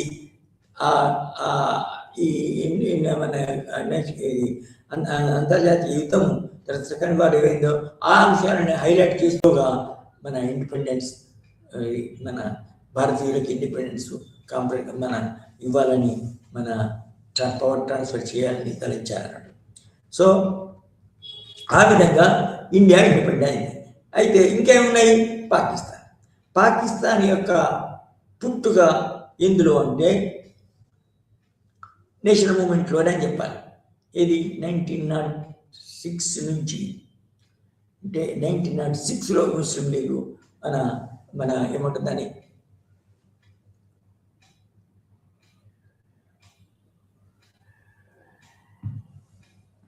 1906లోనే నిజానికి ముస్లిం లీగ్ పుట్టింది. 1885లో ఇది పుట్టింది. అయితే ఇక్కడ అప్పటి నుంచి ఏమిటంటే మన సోషల్ చర్చ్ కల్చరల్ ఏది ముస్లిమ్స్ యొక్క. సో కానీ ఇది కలోనియల్ ప్రభుత్వం ఏదైతే ఉన్నదో ఈ మన ఒకే దేశంలో అందరూ ఉంటారు. ముస్లిమ్స్, హిందువులు, జైన్స్, బుద్ధిస్ట్ ఉంటారు కదా.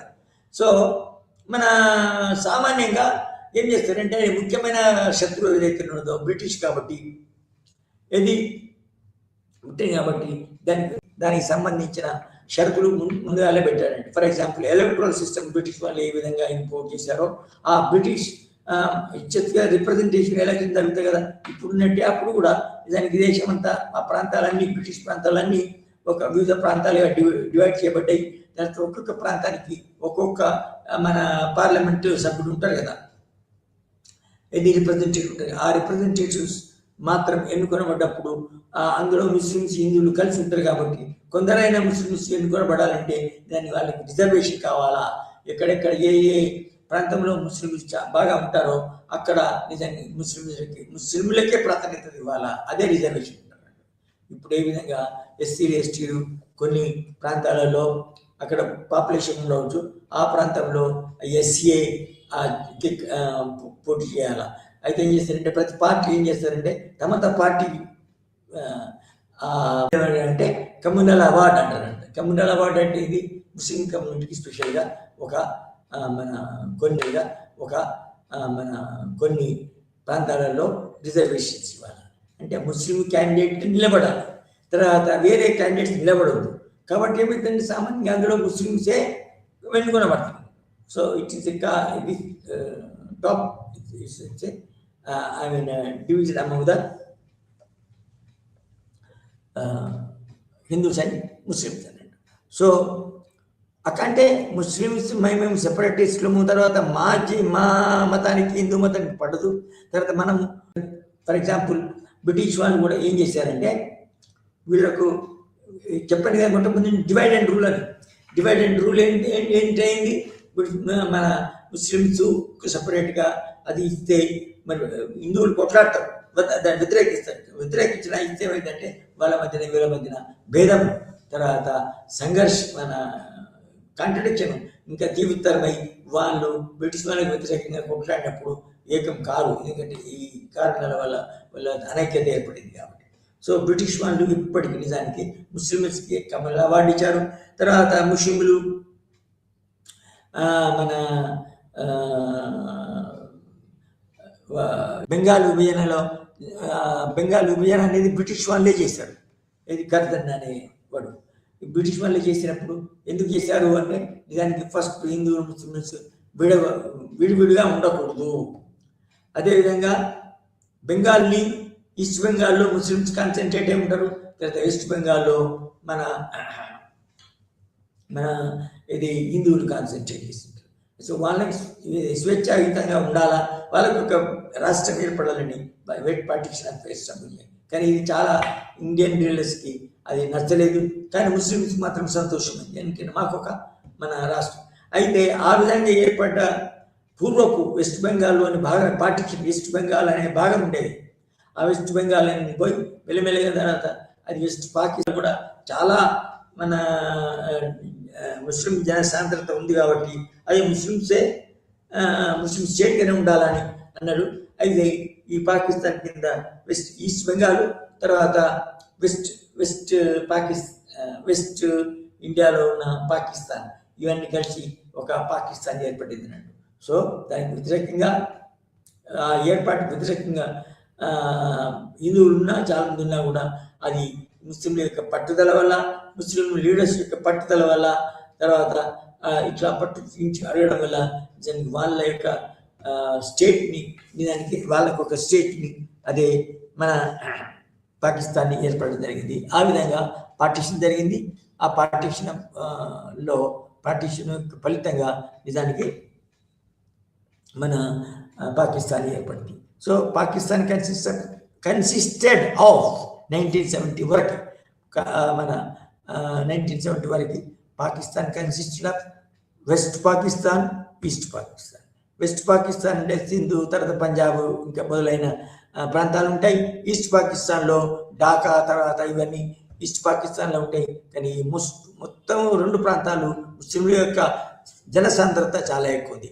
సో అది ఆ విధంగా పాకిస్తాన్ ఏర్పడింది. దాని తర్వాత బంగ్లాదేశ్ 1971లో ఏర్పడింది. ఆ బంగ్లాదేశ్లో ఎందుకు ఏర్పడింది అంటే ముస్లిమ్స్ ఉన్నా కూడా ఈ కొంచెం పక్షపాత వైఖరిని అక్కడ మన అవలంబించడం జరిగింది పాకిస్తాన్. ఎందుకంటే పాకిస్తాన్ యొక్క మెయిన్ సెంటర్స్ అక్కడ క్యాపిటల్, తర్వాత జ్యుడిషియరీ అవన్నీ నిజానికి పాకిస్తాన్లో ఉంటాయి. అది ఇస్లామాబాద్తో ఉంటాయి. అయితే ఇక్కడి నుంచి మన ఇండియాను దాటి అటుపక్కకు ఉంటుంది అంటే మధ్యన ఇండియా ఉంటుంది తెలుసు కదా. సో అవి దాన్ని పరిపాలించడం కొంచెం కష్టం ఉంది.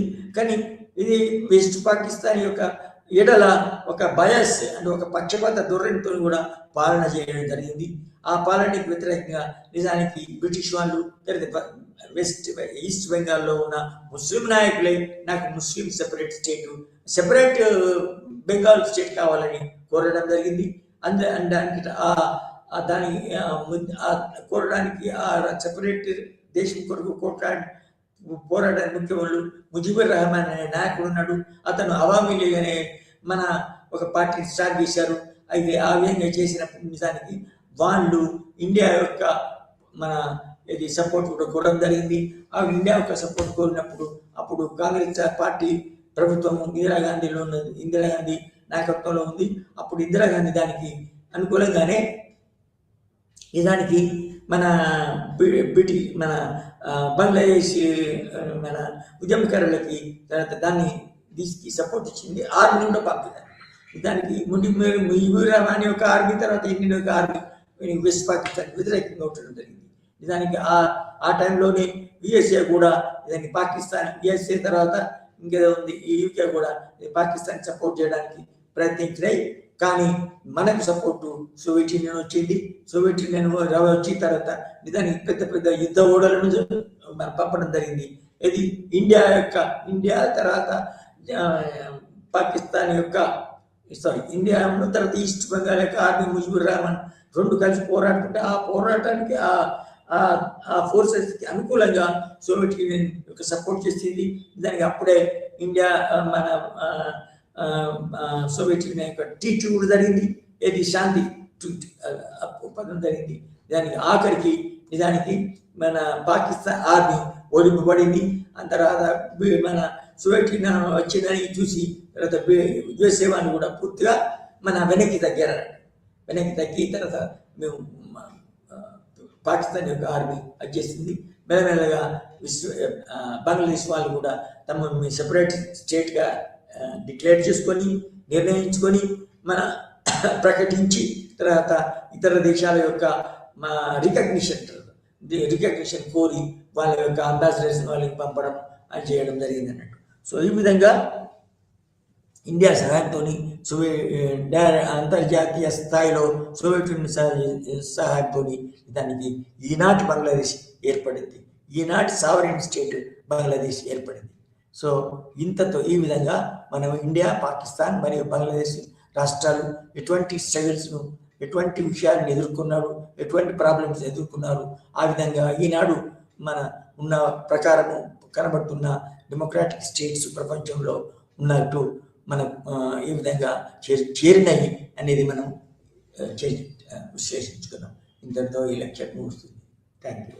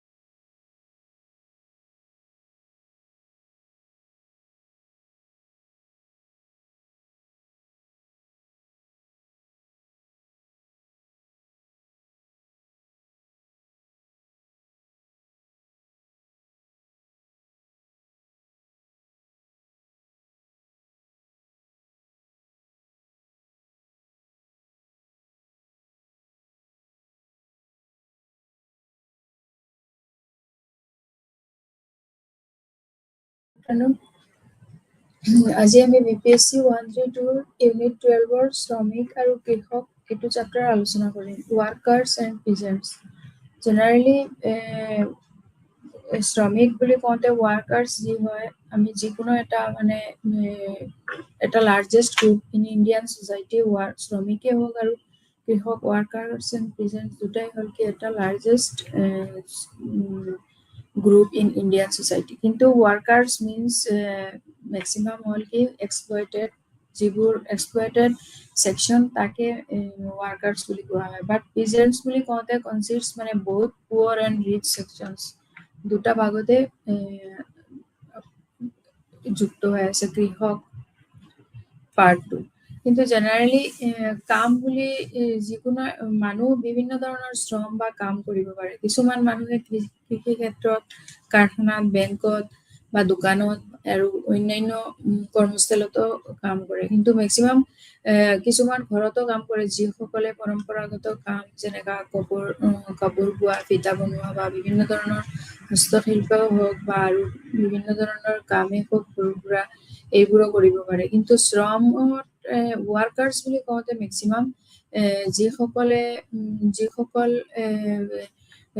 গ্ৰামাঞ্চলৰ ভিতৰতে হোক বা শহৰাঞ্চলে হোক প্ৰযুক্তিগত উন্নতিৰ বাবে কাৰখানা বা এটা কাৰখানাৰ অন্তৰ্গত যিবোৰ কামত তেওঁলোকে কাপোৰ বোৱাৰ বা এনেকাই যি বা যিকোনো কামেই হ'ব পাৰো সামাজিক জীৱ হিচাপে মানুহৰ জীৱনৰ শ্ৰমৰ ভূমিকাটো অতি গুৰুত্বপূৰ্ণ সো মানুহে কাম কৰে মূলত জীৱিকা অৰ্জনৰ কাৰণে আৰু জীৱিকা অৰ্জনটোৰ জৰিয়তে তেওঁৰ পৰিয়ালৰ গোটেইখিনি চলাই লৈ যায় কিন্তু কিছুমান লোকে কাম নকৰাকেও উত্তৰাধিকাৰী সূত্ৰে কিছুমান যিবোৰ প্ৰয়োজনীয় আছে তেওঁৰ এইবোৰ চলাই লৈ যাব পাৰে কিন্তু ইণ্ডিয়ান সোসাইটিত যি আমি ওয়ার্কার্স বা পিজেন্টস বুলি কওঁ তাতে মেইনলি পিজেন্ট সেকশনত এই পাৰ্টটো ইনভলভ হৈ আছে ম্যাক্সিমাম কৃষি ক্ষেত্ৰৰ লগতেও আৰু কিছুমান জমিদাৰ সকলৰ লগতেও কৃষক অন্তৰ্ভুক্ত হৈ আছে সো তেওঁলোকে কিছুমান এক্সপ্লয়েটেড হয় কেতিয়াবা কিন্তু ওয়ার্কার্স ম্যাক্সিমামে এক্সপ্লয়েটেড হয় এন্ড এই বস্তুবোৰ সোশিয়ালি এটা কালেক্টিভ একশন হয় বা সোশিয়াল পলিটিক্যাল মুভমেন্টছৰ লগতে তেওঁলোকৰ ডিমান্ড গোটেইখিনি ফুলফিল কৰিবৰ কাৰণে বিভিন্ন ধৰণে তেওঁৰ পলিটিক্যাল যিবোৰ মুভমেন্টছ আছে এইবিলাকৰ লগতে তেওঁলোকৰ ডিমান্ডটো চলাই থাকে এইটো চেপ্টাৰতে মেইনলি এইম খিনি আছে আৰু ইন্ট্ৰডাকশনটো তাৰপিছত শ্ৰমিকৰ যিবিলাক ওয়ার্কার্সৰ মুভমেন্ট বা আন্দোলন এইটো আৰু উপনিবেশিক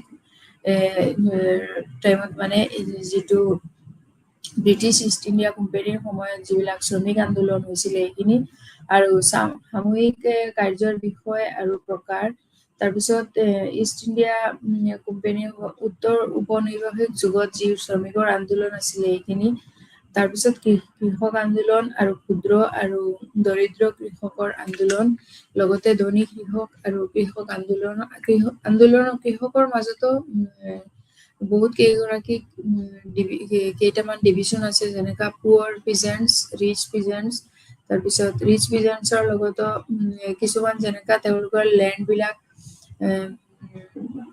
পুৱাৰ কৃষক বিলাকক দিয়ে সাপোজ কিবা এটা ৰেন্টত বা তেনেকা সো সেম এইবিলাকৰ মাজতে পুৱাৰ পিজেন্টস এন্ড ৰিচ পিজেন্টছক বেলেগ কৰা হৈছে তাৰপিছত প্ৰভাৱতৰ উদাৰীকৰণৰ শ্ৰমিকসকলৰ ওপৰত আৰু কৃষকৰ আন্দোলনৰ মাজত এইটো মেইনলি বিশ্লেষণ কৰক আৰু এই আন্দোলনসমূহৰ ৰাষ্ট্ৰৰ ওপৰত যিটো প্ৰভাৱ এইটো আলোচনা কৰা হৈছে আৰু বিশ্লেষণ কৰকৰ যি প্ৰভাৱ উদাৰীকৰণৰ শ্ৰমিক আৰু কৃষকৰ ওপৰত কি কেনেকা প্ৰভাৱ পৰিছে এইখিনিও আলোচনা কৰা হৈছে আৰু শ্ৰমিক আৰু কৃষকৰ যিবোৰ আন্দোলন আছে যেনেকা ওয়ার্কার্সৰ মুভমেন্ট বহুত আছে তাৰপিছত পিজেন্টছৰ মুভমেন্ট বহুত আছে যিবোৰ স্বাধীন প্ৰি ইন্ডিপেন্ডেন্স পিৰিয়ডতো আছে প্লাস পোস্ট ইন্ডিপেন্ডেন্স পিৰিয়ডতো কিছুমান আছে সো এইবোৰ ব্যাখ্যা কৰা হৈছে শ্ৰমিক আৰু কৃষকৰ আন্দোলনৰ মাজত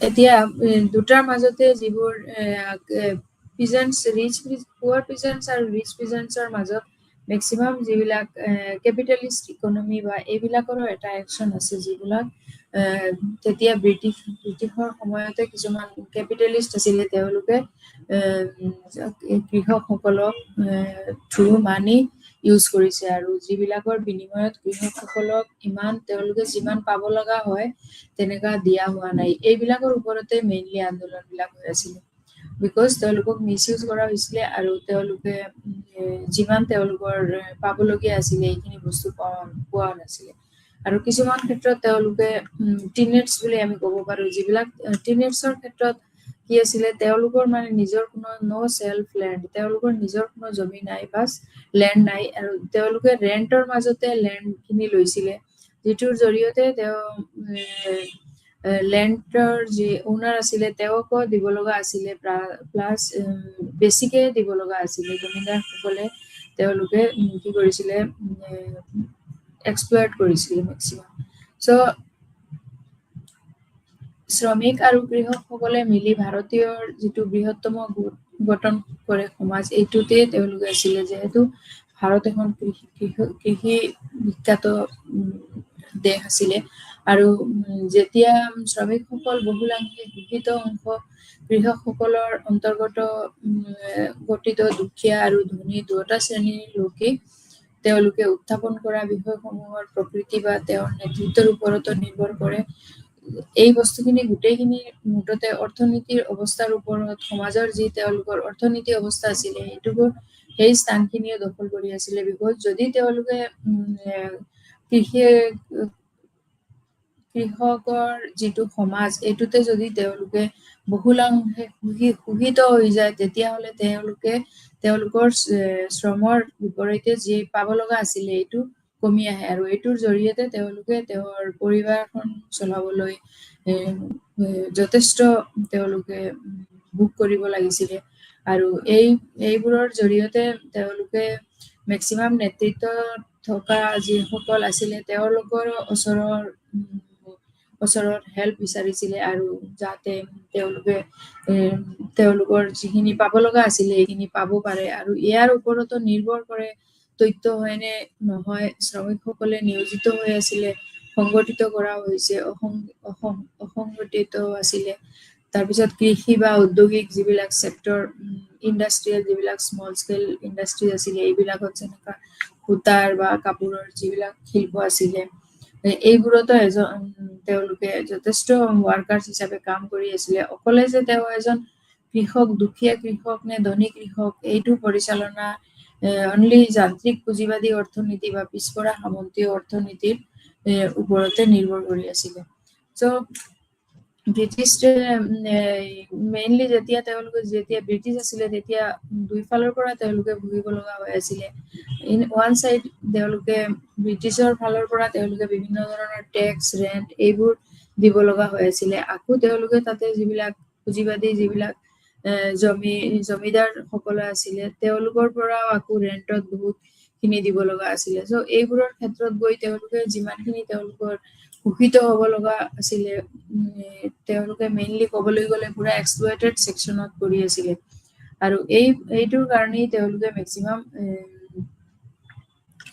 বিদ্ৰোহ কৰিছিলে তেতিয়া আৰু পিজেণ্টছৰ এটা পইণ্ট আছিলে টিনেটছ যিহেতু তেওঁলোকৰ লেণ্ড নাছিলে আৰু ২ নম্বৰটো আছিলে যিবিলাক ইণ্ডিয়ান জমিদাৰ এওঁলোকে আছিলে তেওঁলোকে আছিলে পুৱাৰ পিজেণ্টছ বিলাকৰ এগেইনষ্টত বিকজ তেওঁলোকে মেক্সিমাম তেওঁলোকে জমিৰ লেণ্ডৰ অপজিটত তেওঁ যথেষ্টখিনি ভেলু লৈ আছিলে আৰু যিটোৰ জৰিয়তে তেওঁলোকে ৱাৰ্কাৰ্ছ সকলে ইমান এটা পাব লগা নাছিলে চ' ৱাৰ্কাৰ্ছে যে অকলে কৃষি ক্ষেত্ৰত নহয় টি কফি এইবোৰৰ ক্ষেত্ৰত আছিলে কেতিয়াবা ব্ৰিটিছ ইষ্ট ইণ্ডিয়া কোম্পানী সকলে কেতিয়াবা হঠাৎকে আকৌ টি কফি এইবোৰৰ ডিমাণ্ড আহে বা বেছিকে দিব বিচৰা হয় বাহিৰৰ ফৰেইন কাণ্ট্ৰিৰ পৰা তেতিয়া আকৌ তেওঁলোকে কৃষকসকলৰ ওপৰতেই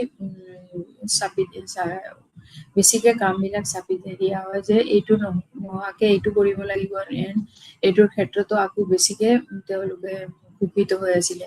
চ' কৃষকসকলে মুঠতে নিজৰ যে স্বাধীনভাৱে এটা তেওঁলোকৰ কৰ্মখিনি কৰি বা তেওঁৰ এটা ইনকাম বা যি তেওঁলোকে কৰিব পৰা এইখিনিত একোই কৰিব পৰা নাছিলে আৰু সেইটো কাৰণে যথেষ্ট পিছ পৰি আছিলে। চ' পিজেন্টছৰ আৰু এটা আছিলে এট্ৰচিটিজ বুলি হয়, যিটোৰ মানে ৰেণ্টছটো বহুত হাই আছিলে আৰু তেওঁলোকে কিছুমান ক্ষেত্ৰত ৰেণ্ট হাই লেণ্ডৰ ৰেণ্টটো হাই লোৱাৰ পিছতো তেওঁলোকে যিটো কাম কৰিব লগা আছিলে এইটোৰ ক্ষেত্ৰতো তেওঁলোকক কিছুমান লেবাৰক আনপেইড বুলি কৰি থৈ দিছিলে, যিসকলক মানে যিহেতু এই ৰেণ্টৰ মালিক তেওঁলোকে নিজে হয়, সেইটো কাৰণে অকলে জাষ্ট তেওঁলোকে তেওঁৰ ক্ষেত্ৰত আনপেইড কৰি থৈ দিব লেবাৰসকলক বা ৱাৰ্কাৰ্ছক। তেওঁলোকে কোনো পেইড যি পে কৰিব লাগিব তেওঁৰ লেবাৰৰ এগেইনষ্টত সেইটো তেওঁলোকে দিয়া নাই, বিকজ তেওঁলোকে লেণ্ডটো তেওঁৰ নিজৰ হয়। কিন্তু আকৌ এইটো লেণ্ডৰ যিটো ৰেণ্ট আছিলে সেইটোও তেওঁলোকে লৈ আছিলে, বাট তথাপিও তেওঁৰ মালিকানাটো তেওঁ নিজে বিচাৰিছিলে যে আমি এইটোৰ মালিক হওঁ, চ' এইটোৰ ৰেণ্ট তেওঁলোকে পে নকৰে বা ৱাৰ্কাৰ্ছৰ কোনো পে নকৰে তেওঁলোকে। চ' ছেইম এইবোৰ বস্তুৰ কাৰণে মেক্সিমাম ৱাৰ্কাৰ্ছসকলে বেছিকে মুভমেণ্টছ কৰি আছিলে। আৰু এই ৱাৰ্কাৰ মুভমেণ্টত ভাৰতৰ যিটো ৱাৰ্কাৰ মুভমেণ্ট আছিলে তাতে মেইনলি ডিভাইডেড ইনটু 2 phases, দুটা ফেজত ভাগ কৰা হৈছিলে। এটা হ'ল প্ৰি ইণ্ডিপেণ্ডেঞ্চ পিৰিয়ড আৰু এটা হ'ল পোষ্ট ইণ্ডিপেণ্ডেঞ্চ পিৰিয়ড। ৱাৰ্কাৰৰ যিটো এই আন্দোলন আছিলে মুভমেণ্ট, এইটোৰ মাজত এটা স্বাধীনতাৰ আগৰ আছিলে আৰু এটা স্বাধীনতাৰ পিছৰ আছিলে মেইনলি। চ' ভাৰতৰ শ্ৰমিক আন্দোলনৰ এই দুটা পৰ্যায়তে ভাগ কৰিব পাৰিছিল আৰু এটা পূৰ্বৰ যুগ, স্বাধীনতাৰ পূৰ্বৰ যুগ আছিলে আৰু এটা স্বাধীনতাৰ পিছৰ যুগ। চ' ঔপনিৱেশিক যুগৰ আন্দোলন এইটো আছিলে ভাৰতৰ যেতিয়া ব্ৰিটিছৰ আণ্ডাৰতে আছিলে, তেতিয়া যেনেকা আধুনিক শ্ৰমিক শ্ৰেণীয়ে তেতিয়া ৱাৰ্কাৰ্ছসকলে ভাৰতৰ যি আৱিৰ্ভাৱ ঘটালে তাৰ দ্বিতীয়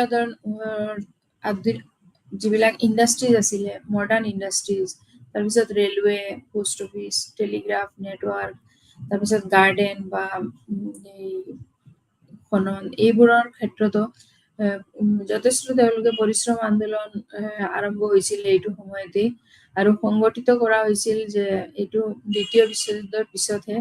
চ' এই সংগঠিত কৰা হৈছে শ্ৰমিক ইউনিয়ন সমূহৰ হৈছে নামেৰে জনাজাত ট্ৰেড ইউনিয়ন সমূহ, যিবিলাক শ্ৰমিকসকলে তেওঁলোকে মিলি পেলাই ট্ৰেড ইউনিয়ন সমূহৰ ওপৰতো ডিপেণ্ড কৰিছিলে আৰু এই ট্ৰেড ইউনিয়নৰ জৰিয়তে তেওঁলোকে যথেষ্ট এটা হেল্প পাইছিলে শ্ৰমিকসকলে। যেনেকা সৰ্বভাৰতীয় ট্ৰেড ইউনিয়নৰ কংগ্ৰেছ AITUC গঠিত এইটো 1920 চনত। ইয়াৰ উদ্দেশ্য আছিলে মুঠতে সকলো সংগঠনৰ যিবিলাক কাৰ্যকলাপৰ সমন্বয় সাধন কৰা, প্ৰদেশসমূহৰ বা ভাৰতৰ স্বাৰ্থ আগুৱাই নিবলৈ ভাৰতৰ পৰিশ্ৰম, অৰ্থনৈতিক ক্ষেত্ৰত বা সামাজিক ক্ষেত্ৰ আৰু ৰাজনৈতিক বিষয় এই ক্ষেত্ৰসমূহত যথেষ্ট ডেভেলপমেণ্ট আনিবলৈও এইটোৰ উদ্দেশ্য আছিলে। তো যাতে কৃষকসকলেও এটা নিজৰ এটা অট'মেটিকেলি তেওঁলোকৰ নিউ এটা অৰ্গেনাইজেশ্যন কৰিব পাৰে, যিটোৰ জৰিয়তে তেওঁলোকে ব্ৰিটিছৰ লগতে এটা নিজৰ বস্তুবিলাক ডিমাণ্ড কৰিব পাৰে। এই চিৰিয়াছ ইকনমিক ডিপ্ৰেশ্যন তেতিয়া 1930ৰ পিছত এইটো ফেভাৰেবল এটা পিৰিয়ড আছিলে, য'ত growth of trade union movement of India growth union হৈছিলে তেতিয়া ট্ৰেড ইউনিয়নত। আৰু কমিউনিষ্টসকলেও ইয়াৰ এটা মেনুট কনস্পাৰেচি বুলি কৈছে, সেইটো বোম্বে টেক্সটাইলছৰ এইটোত ৱাৰ্কাৰসকলে যেতিয়া ষ্ট্ৰাইক কৰিছিলে 1929ত, সেইটোও ফেইল হৈছিলে। কিন্তু তেতিয়াহে মেনুট কনস্পিৰেচি কেছটো কমিউনিষ্টসকলে ইমপ্লিকেট কৰিছিলে। কিন্তু ইয়াৰ চিৰিয়াছ যিটো ইকনমিক ক্ষেত্ৰত তেওঁলোকে যথেষ্ট এটা ডিপ্ৰেশ্যনৰ ভাৱত আহি গৈছিলে আৰু যিটোৰ জৰিয়তে এই পিৰিয়ডটো ৱাৰ্কাৰ্ছসকলে এভইড কৰিছিলে। কিন্তু তেওঁলোকে এই লাৰ্জ স্কেল যিটো ইণ্ডাষ্ট্ৰীৰ ক্ষেত্ৰত এইটোৰ ক্ষেত্ৰত ইউনিয়ন মুভমেণ্টত যথেষ্টখিনিও তেওঁলোকে প্ৰিভেণ্ট কৰিছিলে চ' ডেট ৱৰ্কাৰ্ছসকলে তেওঁলোকৰ যিটো পে পাব লাগে সেইটো কমপ্লিটলি খিনি ধুনীয়াকে আৰু যিমান পাব লগা হয় ইমানে পাব লাগে সেইটো কাৰণে তেওঁলোকে যথেষ্ট এইটো সময়ত যিবিলাক অৰ্গেনাইজেশ্যন আছিলে এইবিলাকৰ লগতে যুক্ত হৈ আছিলে আৰু ছেকেণ্ড ৱৰ্ল্ড ৱাৰ সময়ত আকৌ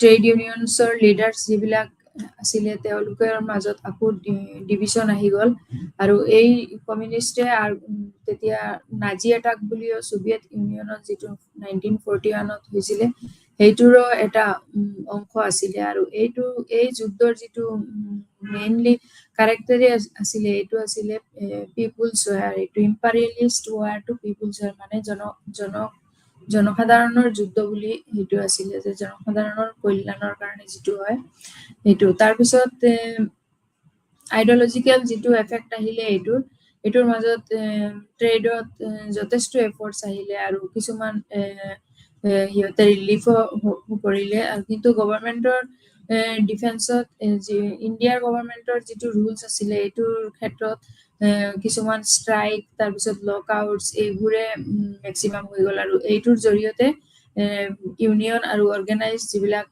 ৱাৰ্কাৰ্ছ আছিলে তেওঁলোকৰ যথেষ্ট লছ হ'ল আৰু সেইটোৰ কাৰণে তেওঁলোকে আকৌ কিছুমান যিবিলাক মুভমেণ্ট আছিলে এইবিলাকত তেওঁলোকে যোগ কৰিছিলে আৰু এই মুভমেণ্ট বিলাকৰ জৰিয়তে তেওঁলোকে আকৌ যাতে যোনখিনি তেওঁলোকৰ লছ হৈ আছিলে বা ক্ষতি হৈ আছিলে এইখিনি তেওঁলোকে কভাৰ কৰিবলৈ চেষ্টা কৰিছিলে আকৌ the issues and the types of collective action এইটোৰ ক্ষেত্ৰত ভিতৰতে আকৌ 1920 চনত যিটো দ্বিতীয়াৰ্ধত একত্ৰীকৰণ হৈছিল বা বাওঁফালৰ দেশৰ মতাদৰ্শগত শক্তি আছিলে কিছুমান দেশত যিবোৰ তেওঁলোকে ৰিলেটেড আছিলে যেনে এক্সপৰ্ট ইম্পৰ্টৰ ক্ষেত্ৰত যেনেকা ইয়াৰ পৰা কিছুমান যিবিলাক এই ব্ৰিটিছ ইষ্ট ইণ্ডিয়া কোম্পানীসকলে টি হওক আৰু কফি হওক যিবোৰ তেওঁলোকে বাহিৰৰ যিবিলাক বাণিজ্য বৃদ্ধিৰ কাৰণে যিবোৰ এক্সপৰ্ট ইম্পৰ্ট তেতিয়া কৰি আছিলে এইবোৰৰ ক্ষেত্ৰতো তেওঁলোকে এটা প্ৰভাৱশালী স্থান লাভ কৰাত সফল হৈছিলে চ' মধ্যমন্ত্ৰীসকল আৰম্ভ কৰিলে এটা নতুন সংস্থা অল ইণ্ডিয়া ট্ৰেড ইউনিয়ন এইটোৰ জনাজাত ফেডাৰেশ্যনত বা এইটো সিহঁতে বনাইছিলে যাতে এইটো ইউনিয়নৰ জৰিয়তে তেওঁলোকে কিছুমান নিজৰ ডিমাণ্ড বা ৱাৰ্কাৰ্ছসকলে তেওঁৰ যিবিলাক পাব লগা হয় এইখিনি ডিমাণ্ড কৰিব পাৰে চ' 1930 চনৰ দশকত আকৌ অনুকূল বাণিজ্য বৃদ্ধিৰ বাবে সময়ছোৱাত ইউনিয়নৰ যিটো আন্দোলন সেইটো ভাৰতৰ লগত এইটো হৈছিলে চ' কমিউনিষ্টসকলে মিৰুতৰ লগত জড়িত আছিল আৰু ষড়যন্ত্ৰৰ গোচৰ আৰু 1929 চনৰ বোম্বে টেক্সটাইলৰ ধৰ্মঘটৰ ফলতো এইটো ব্যৰ্থ হৈছিলে বিষয় আৰু সাময়িক কাৰ্যৰ প্ৰকাৰ আছিলে এইটো ইছ্যুজ আৰু দ্য টাইপছ অফ কালেক্টিভ যিবোৰ একশ্যন আছিলে যিবোৰ সাময়িক কাৰ্যৰ প্ৰকাৰ এইবোৰ যেনেকা শ্ৰমিক ধৰ্মঘটৰ কাৰণ হোৱাৰ মূল বিষয়সমূহ আছিলে মজুৰি বনাছ এইবোৰে কৰ্মী ছুটি তাৰপিছত ঘণ্টাৰ কাম হিংসা আৰু অনুশাসনহীনতা তাৰপিছত ঔদ্যোগিক আৰু পৰিশ্ৰম নীতি আদিৰ আশ্ৰয় লৈ শ্ৰমিকসকলে বিভিন্ন ধৰণৰ সামূহিক কাৰ্যতে তেওঁলোকৰ সমস্যাৰ সমাধানৰ বাবে এইবোৰৰ কাৰণেই তেওঁলোকে মেইনলি এইবোৰ কৰিছিলে আৰু ধৰ্মঘটে হওক সত্যাগ্ৰহ হওক ভোক আঘাত বন্ধ এইবোৰ যিবোৰ তেওঁলোকে কৰিছিলে মেইনলি তেওঁলোকৰ কামৰ কাৰণে আৰু তেওঁলোকৰ ছুটিৰ কাৰণে তাৰপিছত তেওঁলোকে ইমান কাম কৰিব লগা হয় আৰু তাৰপিছত যিমান অনুশাসনহীনতা কোনো পৰিশ্ৰম নীতিৰ তেওঁৰ কোনো ডিমাণ্ড যিমান পাব লাগে যিমান সেইটোও পোৱা নাই তাৰপিছত বনাছ নাই মজুৰি সিহঁতে নাপায় এইবোৰ কাৰণেই তেওঁলোকে ধৰ্মঘটৰ এইবোৰ আৰম্ভ কৰিছে কিন্তু এইবোৰৰ লগতে তেওঁলোকে এইবোৰ প্ৰব্লেম চল্ভ কৰিবৰ কাৰণে কি কৰিছিলে ধৰ্মঘট কৰিছিলে তাৰপিছত সত্যাগ্ৰহ ভোক আঘাত বন্ধ, তাৰপিছত এইবোৰ বিক্ষোভ, গণ আকস্মিক পাত, কাম শাসন কৰা, বিদ্যুতৰ যোগান কৰ্তন আদি এইবোৰ বস্তু তেওঁলোকে তেতিয়া মেক্সিমাম কৰিছিলে। তাৰপিছত মষ্ট কমন ফৰ্ম আছিলে ৱাৰ্কাৰ্ছৰ কালেক্টিভ একশ্যন আছিলে তেওঁলোকৰ ষ্ট্ৰাইক। তেওঁলোকে মেইনলি তেতিয়া ষ্ট্ৰাইক আৰম্ভ কৰিছিলে আৰু এইবোৰ এক্সাম্পলছ বিলাক যেনেকা railway, jute, plantation, mine, textiles এইবোৰ ষ্ট্ৰাইক হোৱাৰ কাৰণে প্ৰি ইণ্ডিপেণ্ডেঞ্চ পিৰিয়ডছত যথেষ্ট ষ্ট্ৰাইক কৰিছিলে। আৰু দ্য চেণ্টাৰ অফ দ্য ষ্ট্ৰাইকছৰ মেইনলি জাগা এইবিলাক ষ্ট্ৰাইকছৰ পইণ্ট মুভমেণ্টছৰ কাৰণে। আৰু তেতিয়াহে মহাত্মা গান্ধী ফাৰ্ষ্ট সেইটোতে গৈ পেলাইহে মহাত্মা গান্ধী ফাৰ্ষ্ট পলিটিকেল ইণ্ডিয়াৰ যিটো পলিটিকেল মুভমেণ্ট আছিলে তেওঁ ফাৰ্ষ্ট সেইটোতে এড হ'লে আৰু সেইটোৰ পৰাই তেওঁক মহাত্মা নাম দিয়া হৈছিলে। গান্ধীৰ পৰা তেওঁ মহাত্মা গান্ধী হৈছিলে এইটো মুভমেণ্টৰ পিছৰ পৰাই। আৰু এইটো ৱাৰ্কাৰ এই মুভমেণ্টছতে তেওঁক মহাত্মা বুলি কোৱা হৈছিলে। চ' এইবোৰ ক্ষেত্ৰত যথেষ্ট লিডাৰশ্বিপ আছিলে তেওঁৰ ৱাৰ্কাৰ্ছৰ। তাৰপিছত যিবোৰ কিছুমান বহুত কেইটা ৰিভল্টো আছিলে যিবোৰ প্ৰি ইণ্ডিপেণ্ডেঞ্চ পিৰিয়ডত, যেনেকা 1820, 1831, 37 তেতিয়া হু বুলি এটা মুভমেণ্ট আছিলে যিটোৰ জৰিয়তে এই ৱাৰ্কাৰ্ছৰ মুভমেণ্ট বা পিজেণ্টছৰে হওক এইটোত মুভমেণ্টত তেওঁলোকে ইনক্লুড হৈছিলে।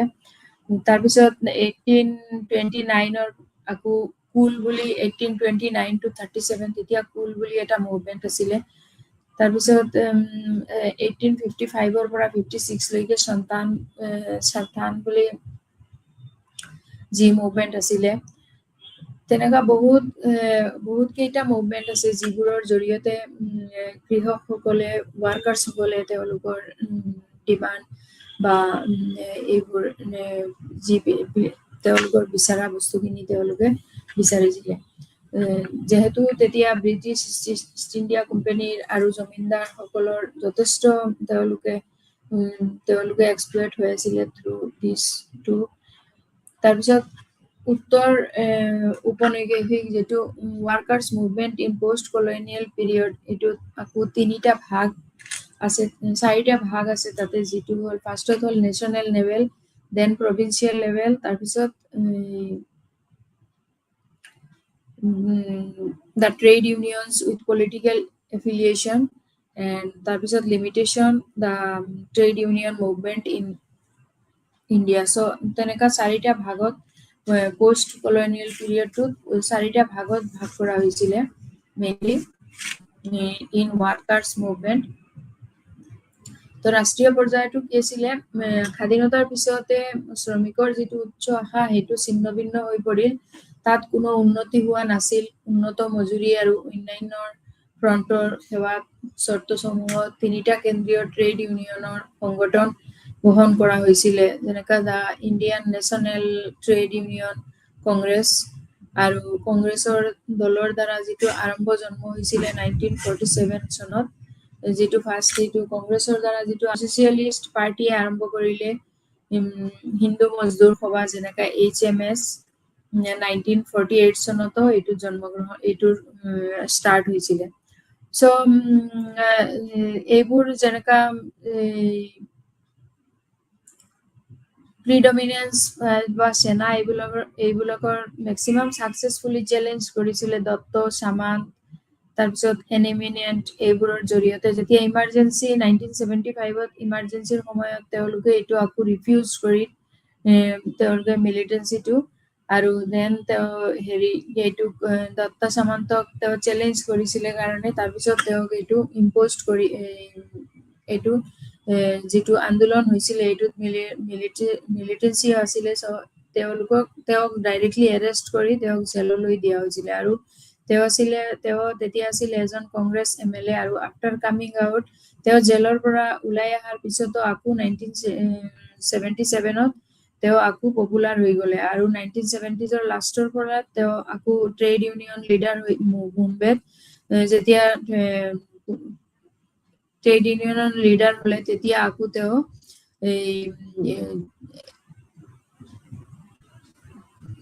এই বস্তুবিলাকৰ যিটো ট্ৰেড ইউনিয়নৰ সংগঠন গ্ৰহণ কৰা হৈছিলে এইবিলাক আকৌ ফৰ্ম হৈ গ'ল চ' এইটোৰ পিছত আকৌ ইণ্ডিপেণ্ডেণ্ট ইউনিয়নৰ নেম যিখিনি এইটোক মহাৰাষ্ট্ৰ যিনি কামগত এইবোৰ সংঘৰ জৰিয়তে আকৌ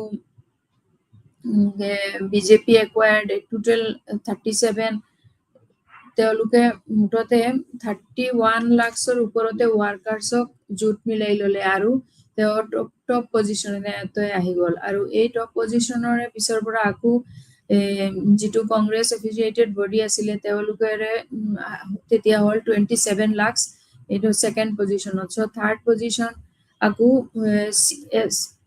CPSM বুলি হয় তেওঁলোকৰ মেম্বাৰশ্বিপত আকৌ 17 ৱাৰ্কাৰ্ছ চ' ৱাৰ্কাৰ্ছ বিলাকত তেনেকা ডিভাইড হৈ গ'ল আৰু তাৰ পিছত দা ফ'ৰ্থ পজিশ্যন হ'ল HMS যিটো তেওঁলোকে ভাৰতীয় মজদুৰ সংঘ 1994 এইটো এফিচিয়েটেড বিজেপি একুৱাৰ্ড এইটো ৱাৰ্কাৰ্ছৰ তেওঁলোকে চবতকে বেছি পাৰ্ট হৈ গ'ল চ' ৰাষ্ট্ৰীয় নেশ্যনেল লেভেলত এইটোকে আছিলে তাৰপিছত অনুসৰি মুখ্যজনে প্ৰকাশ কৰা অস্থায়ীভাৱে পৰিসংখ্যা লৈ এইটো পৰিসংখ্যাত আকৌ পৰিশ্ৰম আয়ুক্ত যদি 1994 চনত ভাৰতীয় মজদুৰ সংঘ যিটো হৈছে সেইটোৱে বিজেপিৰ মুঠ সদস্যৰ সংখ্যা চবতকে বেছি আছিলে আৰু ইয়াক সুৰক্ষিত কৰি ৰাখিছিলে শীৰ্ষস্থানত চ' এইবোৰ বস্তুৰ জৰিয়তে চতুৰ্থ স্থানত HMS ৰ দ্বাৰা উপভোগ কৰা হয় কিন্তু ফাইনেলি তেওঁলোকে তথাপিও এইটো নেশ্যনেল যিটো ট্ৰেড ইউনিয়নৰ আছিলে মানে INTUC এইটো কংগ্ৰেছ পাৰ্টিৰ যিটো বৰ্ণ হৈছিলে 1947 সেইটোৱে তেতিয়া প্ৰজ্ঞা ছচিয়েলিষ্ট পাৰ্টিয়ে ষ্টাৰ্ট কৰিছিলে বেলেগ এটা আকৌ সেইটো হিন্দ মজদুৰ সভা বুলি 1940 চ' এইবোৰ বস্তু কিছুমান তেনেকা ৱাৰ্কাৰ্ছ বিলাক যোনটো দলত বেছিকে আছিলে সেইটো দলতে ছাপোৰ্ট পালে বেছিকে চ' ইণ্ডিপেণ্ডেন্সৰ পিছত এইবোৰে প্ৰব্লেম বেছিকে হৈ আছিলে কিন্তু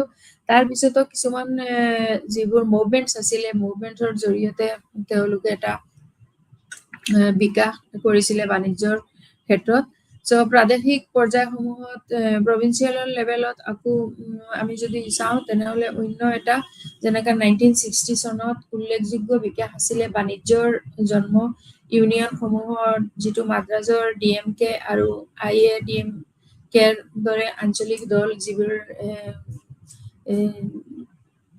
আঞ্চলিক দল আছিল এইবোৰ আৰু শিৱসেনা আছিল 1967 চনৰ বম্বেত জন্মগ্ৰহণ কৰিছিলে পৰিশ্ৰম উইং বুলি কোৱা হয় আৰু ভাৰতীয় কামগৰ সেনা সাধাৰণতে বিশ্বাস কৰা হৈছিলে যে শিৱসেনাই চবতকে অফ মুম্বাইৰ শিল্পঘৰসমূহ আৰু মুম্বাইৰ পৰা পুনে বেল্টৰ বিৰুদ্ধে প্ৰতিহত কৰিবলৈও প্ৰভাৱ আছিলে এটা কমিউনিষ্ট আৰু সমাজবাদী সকলৰ পৰিশ্ৰম ইউনিয়নসমূহ চ' এইবোৰৰ মাজতে যিবোৰ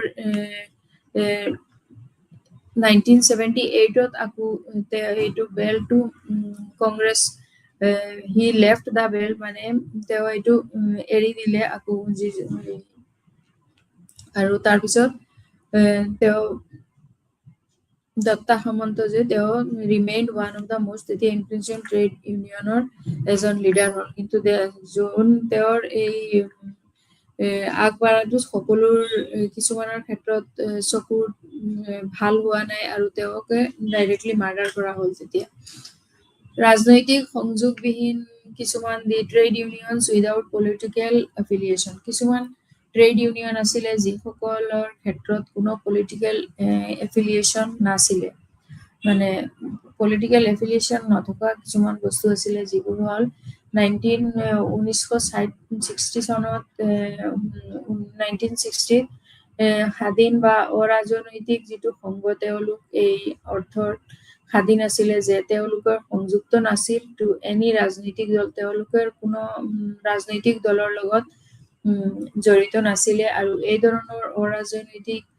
ব্যৱসায় ইউনিয়নৰ উত্থান ঘটিল বৰ্তমানৰ ওপৰত যিটো শ্ৰমিকসকলৰ অসন্তুষ্টিৰ পৰা ট্ৰেড ইউনিয়ন যিবোৰ ৰাজনৈতিক দলৰ সৈতে জড়িত আছিলে কিছুমান তেওঁলোকে শ্ৰমিক দল অসন্তুষ্ট হৈ পেলাই কিছুমান মেক্সিমাম তেওঁলোকে কি কৰিলে কোনো ৰাজনৈতিক আৰু নেতৃত্বৰ এই ইউনিয়নসমূহ বহুলাংশে শিক্ষিত মধ্যবিত্ত শ্ৰেণী যিসকল মধ্যবিত্ত শ্ৰেণী আছিলে তেওঁলোকে ইয়াতে মেক্সিমাম যোগ কৰিছে আৰু এইবোৰৰ মাজত আকৌ কিছুমান এটা most important example আমি দিব পাৰো যেটো হল union which was not affiliated to political parties এটো হল টেক্সটাইল ওয়ার্কার্স যি 1982 মুম্বাইত হৈছিলে আৰু এটো ৰাষ্ট্ৰীয় মিল মজদুৰ সংঘ RMMS আছিলে যেটো যি কোনো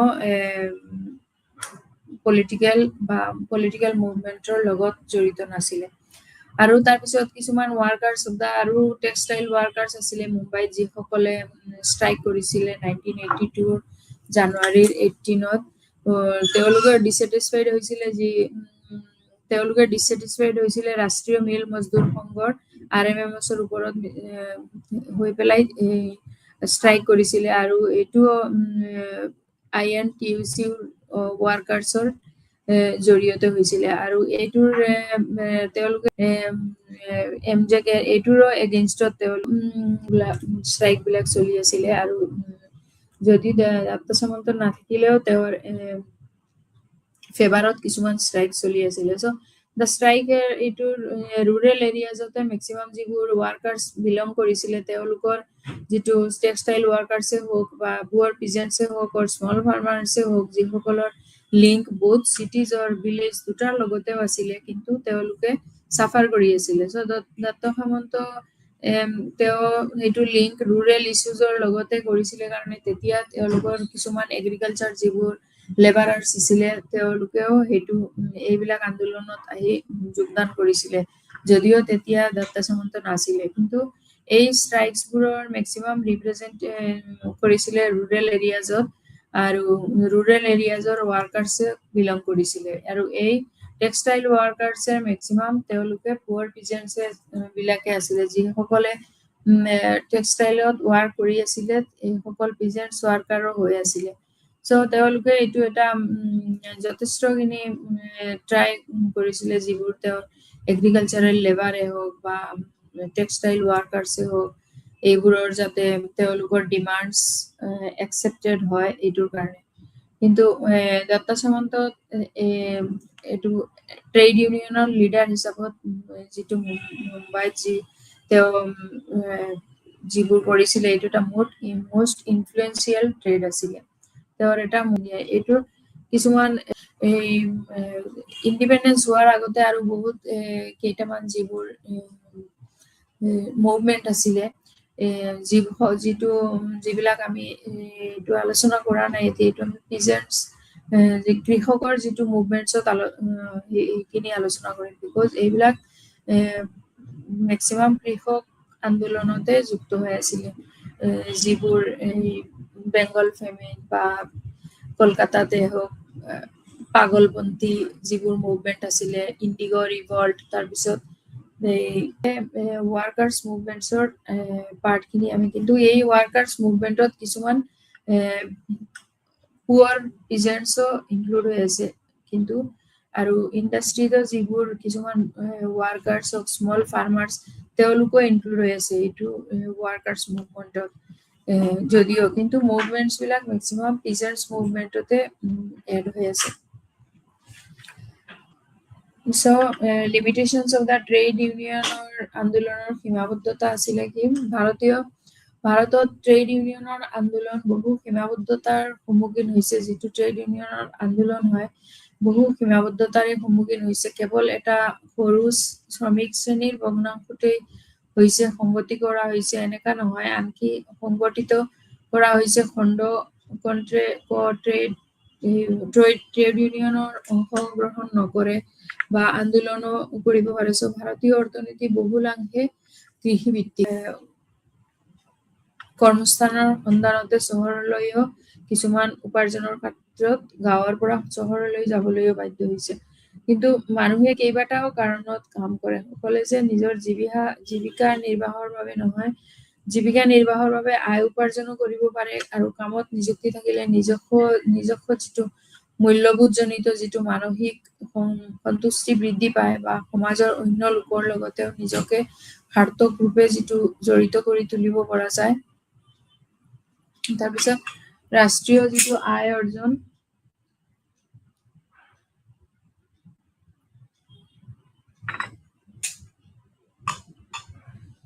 তথা অৰ্থনৈতিক কাৰ্যক্ৰমত দেখো তো শ্ৰমিকে যে অকল নিজৰ বাবে কাম নকৰে, তেওঁৰ ওপৰত নিৰ্ভৰশীল লোকৰ প্ৰয়োজনখিনি পূৰণ কৰিব পাৰিলেও এটা কৃতিত্বৰ অধিকাৰী বুলি নিজকে ভাবিব লাগে। চ' কাম কৰা যিটো সামাজিক জীৱ হিচাপে মানুহে জীৱনৰ শ্ৰমৰ ভূমিকা অতি গুৰুত্বপূৰ্ণ হয় আৰু মানুহে কাম কৰে মূলতঃ জীৱিকা অৰ্জনৰ বাবে। কিন্তু এটা কথা মনত ৰাখিব লাগে যে কিছুমান লোকে কাম নকৰাকেও উত্তৰাধিকাৰী সূত্ৰেও পোৱা সম্পদেৰেও জীৱিকা নিৰ্বাহ কৰিব পাৰে। সেইবাবে মানুহে অকল জীৱিকা অৰ্জনৰ বাবেই কাম নকৰে। চ' মানুহে কেইবাটাও কাৰণত কাম কৰে আৰু এই যিবোৰ আমি এতিয়া জাষ্ট পইণ্ট আউট কৰিলো এইবোৰৰ কাৰণেও কাম কৰিব পাৰে। চ' কিছুমান শ্ৰম আছে যিবোৰ মানুহে বিভিন্ন ধৰণৰ কৃষি ক্ষেত্ৰতে হওক, কাৰখানাত, বেংকত, দোকানত বা অন্যান্য বেলেগ কৰ্মস্থলত কাম কৰে। কিন্তু আকৌ কিছুমানে ঘৰতো কাম কৰে যিবোৰ অকল পৰম্পৰাগত কামে, যেনে বিভিন্ন ধৰণৰ হস্তশিল্প কামেই হওক। তদুপৰি আধুনিক বৃত্তি হয় যেনেকা প্ৰযুক্তিগত উন্নতিৰ বাবে কাৰখানা বা উদ্যোগ ভিত্তিক বিভিন্ন ধৰণৰ কাৰ্য গ্ৰামাঞ্চলৰ ঘৰৰ ভিতৰতে কৰাটো সম্ভৱ হৈছে। চ' ক্ষুদ্ৰ কৃষক আৰু কৃষক ভিত্তিক পৰিশ্ৰমৰ ঋতুভিত্তিক নিবনুৱা সমস্যা এইবিলাকৰ বস্তুত কম উপাৰ্জন হলেও তেওঁলোকে কি কৰে, কৰ্মসংস্থানৰ সন্ধানত যদিও কোনো ইনকামৰ অলপ লেছ হলেও তেওঁলোকে তেওঁৰ কৰ্মসংস্থানৰ সন্ধানত সেইটো চহৰলৈ যায়। চ' ট্ৰেড ইউনিয়ন এইটো এটা উইকনেছ। ট্ৰেড ইউনিয়নৰ এটা ডাঙৰ উইকনেছ হ'ল কি ট্ৰেড ইউনিয়ন ইজ পুৱাৰ ফিনান্স। এইটো এটা হ'ল পুৱাৰ ফিনান্স, য'ত এইটো ফেক্টটো কিহৰ কাৰণে ৱাৰ্কিং ক্লাছ ইণ্ডিয়াৰ যিটো ৱাৰ্কিং ক্লাছ হয় এইটো পপুলেশ্যনৰ অলপ অংশই মেইন এইটো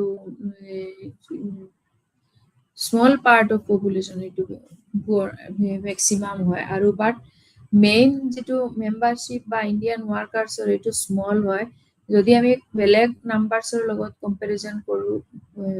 আৰু এনাডাৰ উইকনেছ হ'ল ট্ৰেড ইউনিয়ন মুভমেণ্টৰ যিটো ডমিনেন্স বা লিডাৰশ্বিপ ফ্ৰম আউটছাইড, যিটো বাহিৰৰ পৰা। চ' দ্য মেইন ৰিজন হ'ল যে এইটো lack of education among the মেক্সিমামে হ'ল কি lack of education among the poor workers. Poor ৱাৰ্কাৰ্ছৰ মাজত they are illiterate maximum. Due to the illiterate they have less knowledge, তেওঁলোকৰ knowledge টো কম আৰু এইটোৰ কাৰণে তেওঁলোকে চাফাৰ কৰিবলগীয়া হয় বেছিকে। চ' মষ্টলি লিডাৰশ্বিপ যিবোৰ আছে তেওঁলোকে প্ৰফেচনেল পলিটিচিয়ান হয় আৰু তেওঁলোকে নিজৰ যিটো লিডাৰশ্বিপৰ যিটো থ্ৰুতে যিটো তেওঁৰ বেনিফিট হয় সেইটোৱে তেওঁলোকে বিচাৰিব। চ' দেট ইনটু এইটো ৱাৰ্কিং ক্লাছত মেক্সিমাম চাফাৰ কৰিব লগা হয় আৰু ডিউ টু দা এইটোৰ কাৰণেই পাৰ্চন কি কৰে লাষ্টত ৱাৰ্কাৰ্ছ বিলাক এৱেৰ হৈ যায় যে তেওঁলোকৰ এইটোৰ জৰিয়তে যে আমি এই লিডাৰৰ জৰিয়তে আমাৰ এই কামখিনি হোৱা নাই। চ' তেওঁলোকে বিভিন্ন ধৰণৰ মুভমেণ্টছ কৰি থাকে। চ' মেক্সিমাম এইবোৰতে কিছুমান মুভমেণ্টছ আছে আকৌ পিজেণ্টছ যিটো পিজেণ্টছ মুভমেণ্টত আছে স্মল আৰু পুৱাৰ মুভমেণ্টছ বা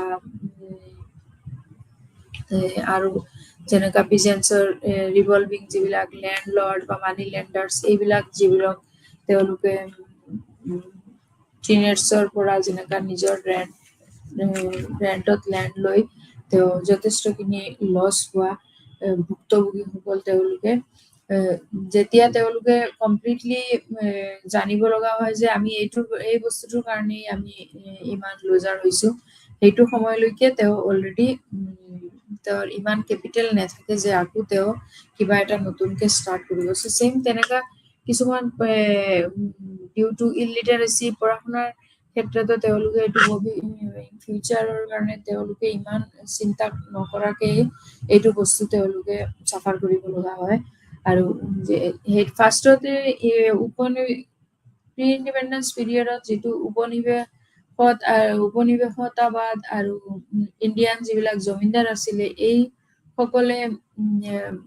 এইসকলৰ কাৰণে যিবোৰ চাফাৰ কৰিছে পুৱাৰ পিজেন্টসকলে এইটো এটা যথেষ্ট মানে বেছি আছিলে আৰু এইটোৰ জৰিয়তে যিবোৰ জমিদাৰী চিষ্টেম আছিলে বা আইতবাৰী যিবোৰ চিষ্টেম এইবোৰ চিষ্টেমৰ জৰিয়তে অনলি ব্ৰিটিছ এইবোৰ অনলি চাফাৰ হৈছিলে তেওঁলোকে অনলি ব্ৰিটিছ গভৰ্ণমেণ্টৰ অত্যাচাৰৰ কাৰণে যিবোৰ এইটো তেতিয়া হৈছিলে এইবোৰ ব্ৰিটিছ অত্যাচাৰৰ কাৰণে বেছি হৈছিলে আৰু তাৰপিছতো তেওঁলোকে যে অকলে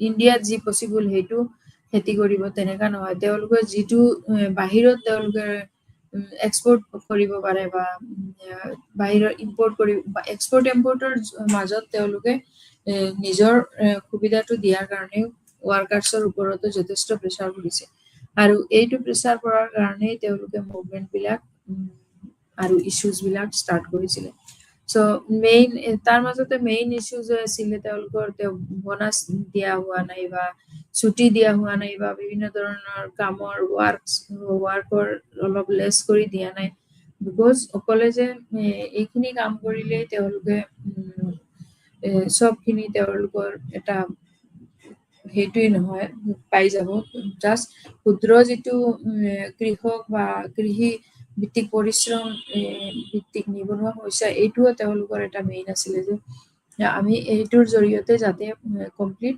ডিপেণ্ডেণ্ট নহওঁ আৰু কিবা কিন্তু তেওঁলোকৰ ডেভেলপমেণ্টৰ ফালে কোনো তেতিয়া ব্ৰিটিছ যিবিলাক গভৰ্ণমেণ্ট আছিলে বা জমিনদাৰী চিষ্টেম আছিলে তেওঁলোকে চোৱা নাছিলে তেওঁলোকে অনলি ব্ৰিটিছ বা জমিনদাৰী যিবোৰ ইণ্ডিয়ান যিবোৰ জমিনদাৰ আছিলে তেওঁলোকে মিলি গৈছিলে আৰু তেওঁলোক মিলি পেলাইয়ে যথেষ্ট টৰ্চাৰ কৰিছিলে যিবিলাক ৱাৰ্কাৰ্ছ আছিলে পুৱাৰ পিজেন্টছ আছিলে যিটোৰ কাৰণে তেওঁলোকে যিবিলাক সমাজত যিমান উন্নতি হ'ব লগা আছিলে বা পলিটিকেলি ইকনমিকেলি যিমান স্বাৱলম্বী কৃষকসকল বা ৱাৰ্কাৰ্ছসকল যিমান স্বাৱলম্বী হ'ব লাগিছিলে সেইখিনি হ'ব পৰা নাছিলে আৰু এইটো হ'ব পৰা নোৱাৰাৰ কাৰণে তেওঁলোকে আন্দোলনবিলাক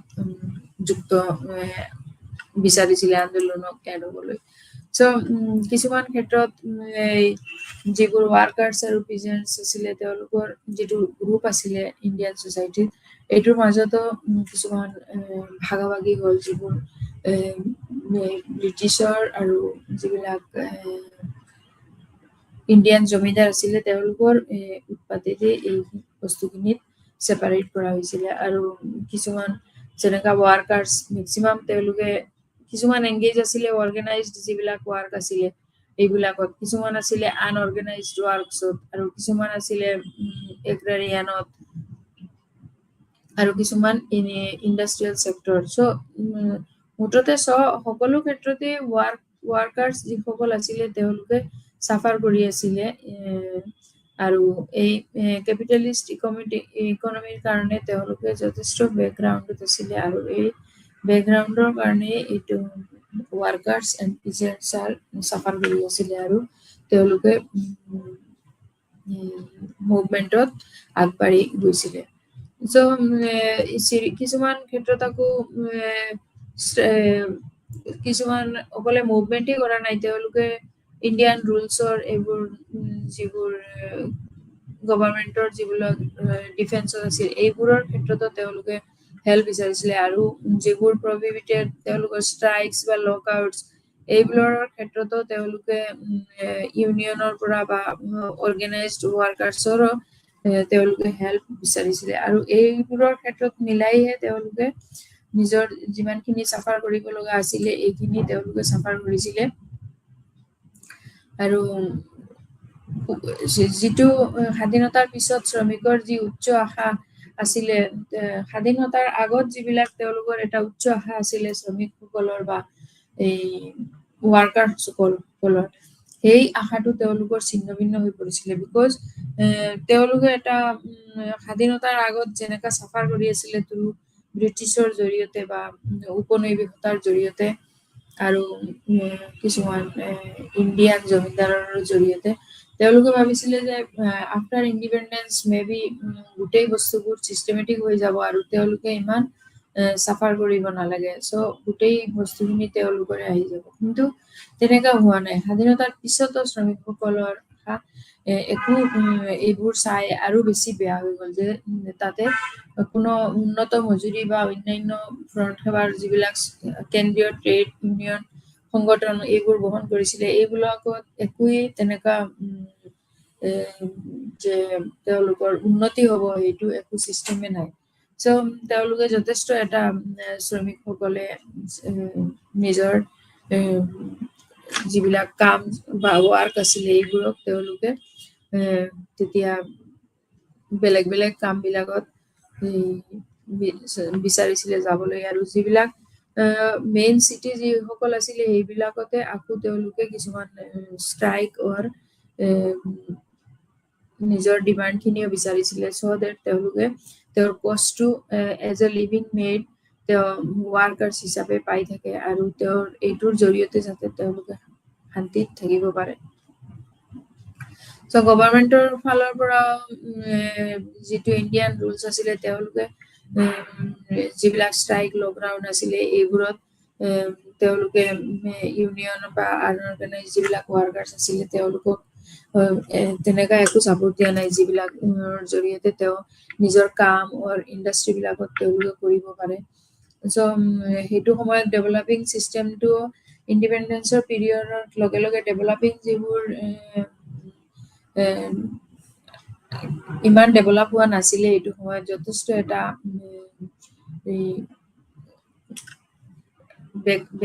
বেকৱাৰ্ডত পৰিছিলে এজ এ ইকনমিকেলি, আৰু এইটো বেকৱাৰ্ডনেছৰ কাৰণেও এইবিলাক বস্তুত তেওঁলোকে তেনেকা কাম বিচাৰি পোৱা নাছিলে। চ' এইটো ক্ষেত্ৰত গৈ আকৌ এই মহাত্মা গান্ধীয়ে যথেষ্ট স্মল স্কেল যিবিলাক ৱাৰ্ক আছিলে এইবিলাক ইম্পৰ্টেঞ্চ দিছিলে। তেওঁলোকে যে সকলোৱে নিজৰ কামটো চহজে নিজে কৰিব লাগে, যাতে কোনো কেপিটেলিষ্ট বা একোৰ প্ৰয়োজন নাই, আৰু ইণ্ডিয়াখন যাতে নিজে নিজৰ কামখিনি চবে কৰিব পাৰে, আৰু সেইটোৰ কাৰণে যাতে কোনো বেলেগৰ ওপৰত ডিপেণ্ড হৈ পেলাই কেপিটেল বিচাৰিব লাগে বা কিবা এইটোৰ জৰিয়তে আমি কিবা আৰু অলপ ডিপেণ্ডেণ্ট হ'ব, নিজৰ ওপৰতে ডিপেণ্ডেণ্ট হ'ব পাৰো, এই তেনেকা কাম বিলাকেই মহাত্মা গান্ধীয়ে কিছুমান কাম ওলাই দিয়া আছিলে for the citizens of India. আৰু এইবোৰৰ জৰিয়তে কিছুমান তেতিয়া সকলোৱে নহয় বাট মেক্সিমামে এইটো ট্ৰাই কৰিছিলে, আৰু এইটোৰ জৰিয়তে তেওঁলোকে বিচাৰিছিলে চ' ডেট যে কিছুমান ডেভেলপমেণ্ট পচিবল হয়। চ' এইবোৰ আইডিঅলজিকেল যিবিলাক স্প্লিট আছিলে এইবোৰৰ ক্ষেত্ৰতো ট্ৰেড ইউনিয়ন মুভমেণ্ট হৈছিলে, যিবোৰ অকলে আইডিঅলজিকেলৰ ক্ষেত্ৰত যে আইডিঅলজিকেলি যে এপ্লাই কৰিলে যে গোটেইখিনি ডেভেলপমেণ্ট হৈ যাব সেইটোও পচিবল হোৱা নাছিলে। তথাপিও এইবোৰৰ জৰিয়তে সত্যাগ্ৰহ, তাৰপিছত স্মল স্কেল ইণ্ডাষ্ট্ৰিজ এইবোৰৰ ক্ষেত্ৰত তেওঁলোকে যথেষ্ট এটা সকলো স্বাৱলম্বী হৈ আছিলে, আৰু ৱাৰ্কাৰ্ছসকলে নিজৰ এটা ইম্পৰ্টেঞ্চ নিজে বুজিব পাৰিছিলে। চ' এই ৱাৰ্কাৰ্ছে হওক আৰু যিসকলৰ পাৰ্টিচিপেট কৰিছিলে ফাৰ্মিং এক্টিভিটিজ বা এইবিলাকত, তেওঁলোকে ডিফাৰেঞ্চিয়েলি বেলেগ গ্ৰুপ বনাইছিলে, আৰু যিটোৰ জৰিয়তে এগ্ৰিকালচাৰত তেওঁ কাল্টিভেট লেণ্ডবিলাক লেণ্ড লৰ্ডৰ পৰা লৈছিলে, আৰু এইটোৰ জৰিয়তে চেম পিজেন্টছ মুভমেণ্টতো এইবিলাক প্ৰব্লেম হৈছিলে, যিটোৰ জৰিয়তে তেওঁলোকে নিজৰ যিখিনি পাব লগা আছিলে লেণ্ড লৰ্ডৰ পৰা এইখিনি পোৱা নাই। চ' পিজেন্টছেও মেক্সিমাম তেওঁলোকে ৰিয়েক্ট কৰিছিলে ৰিভলভিং এগেইনষ্ট লেণ্ড লৰ্ডছ, তাৰপিছত মানি লেণ্ডাৰৰ এগেইনষ্টত, দেন এজেণ্টছ অফ কলনিয়েল ষ্টেটছ এইবোৰৰ এগেইনষ্টত তেওঁলোকেও ৰিয়েক্ট কৰিছিলে ৰিভলভিং কৰিবৰ কাৰণে, আৰু লিডাৰশ্বিপৰ জৰিয়তে পিজেন্টছ মুভমেণ্ট প্ৰভাইড কৰা হৈছিলে। কিন্তু ৰুৰেল ইণ্টেলিজেন্সিয়া আৰু আৰবান ইণ্টেলিজেন্সিয়া এই দুটাৰ জৰিয়তে লিডাৰসকলকো এটা ইম্পৰ্টেঞ্চ দিয়া হৈছিলে, যে যাতে পিজেন্টছৰ মুভমেণ্টখিনি চলি থাকিব পাৰে আৰু যথেষ্টখিনি উন্নত হ'ব পাৰে। কিন্তু পিজেন্টছে মবিলাইজ কিছুমান অৰ্গেনাইজেশ্যন আছে তেওঁলোকে ছাপোৰ্ট কৰিছিলে, বাট কিছুমান অৰ্গেনাইজেশ্যন আছে যিসকলক পিজেন্টছে তেওঁলোকে মবিলাইজ কৰা নাই। আৰু এই অৰ্গেনাইজেশ্যনৰ ক্ষেত্ৰতো কিছুমান ইনফৰ্মেল নেটৱৰ্কিং আছিলে যিবোৰৰ জৰিয়তে পিজেন্টছ বা পিজেন্টছৰ লিডাৰ্ছসকলক এজ এন অৰ্গেনাইজেশ্যন কাম কৰিব লগা হৈছিলে। আৰু এই বস্তুটো মেক্সিমাম লোকেল ৰিভল্ট যিবোৰ এইবোৰৰ জৰিয়তে মেক্সিমাম এইবোৰ কোনো পলিটিকেল ডাইৰেক্টলি যে থ্ৰু চেন্ট্ৰেল বা তেনেকা নহয়, ষ্টেট নহয়, যিবোৰ আঞ্চলিকৰ পৰাই ষ্টাৰ্ট হৈ পেলাই এইটো আগবাঢ়ি গৈছিলে। আৰু 20th চেঞ্চুৰীতে ডিফাৰেণ্ট পলিটিকেল পাৰ্টি কিছুমান ইনকাম এগ্ৰাৰিয়ান ছেক্টৰত কিছুমানৰ ইনকাম যেনেকা এগ্ৰাৰিয়ান ছেক্টৰ বা এমপ্লয়মেণ্টৰ পৰাও আহে, কিন্তু মেক্সিমাম তেওঁলোকৰ পুৱাৰ বিলাকৰ যিটো ফাৰ্মিঙৰ পৰাই আহে। থেংক ইউ, নমস্কাৰ।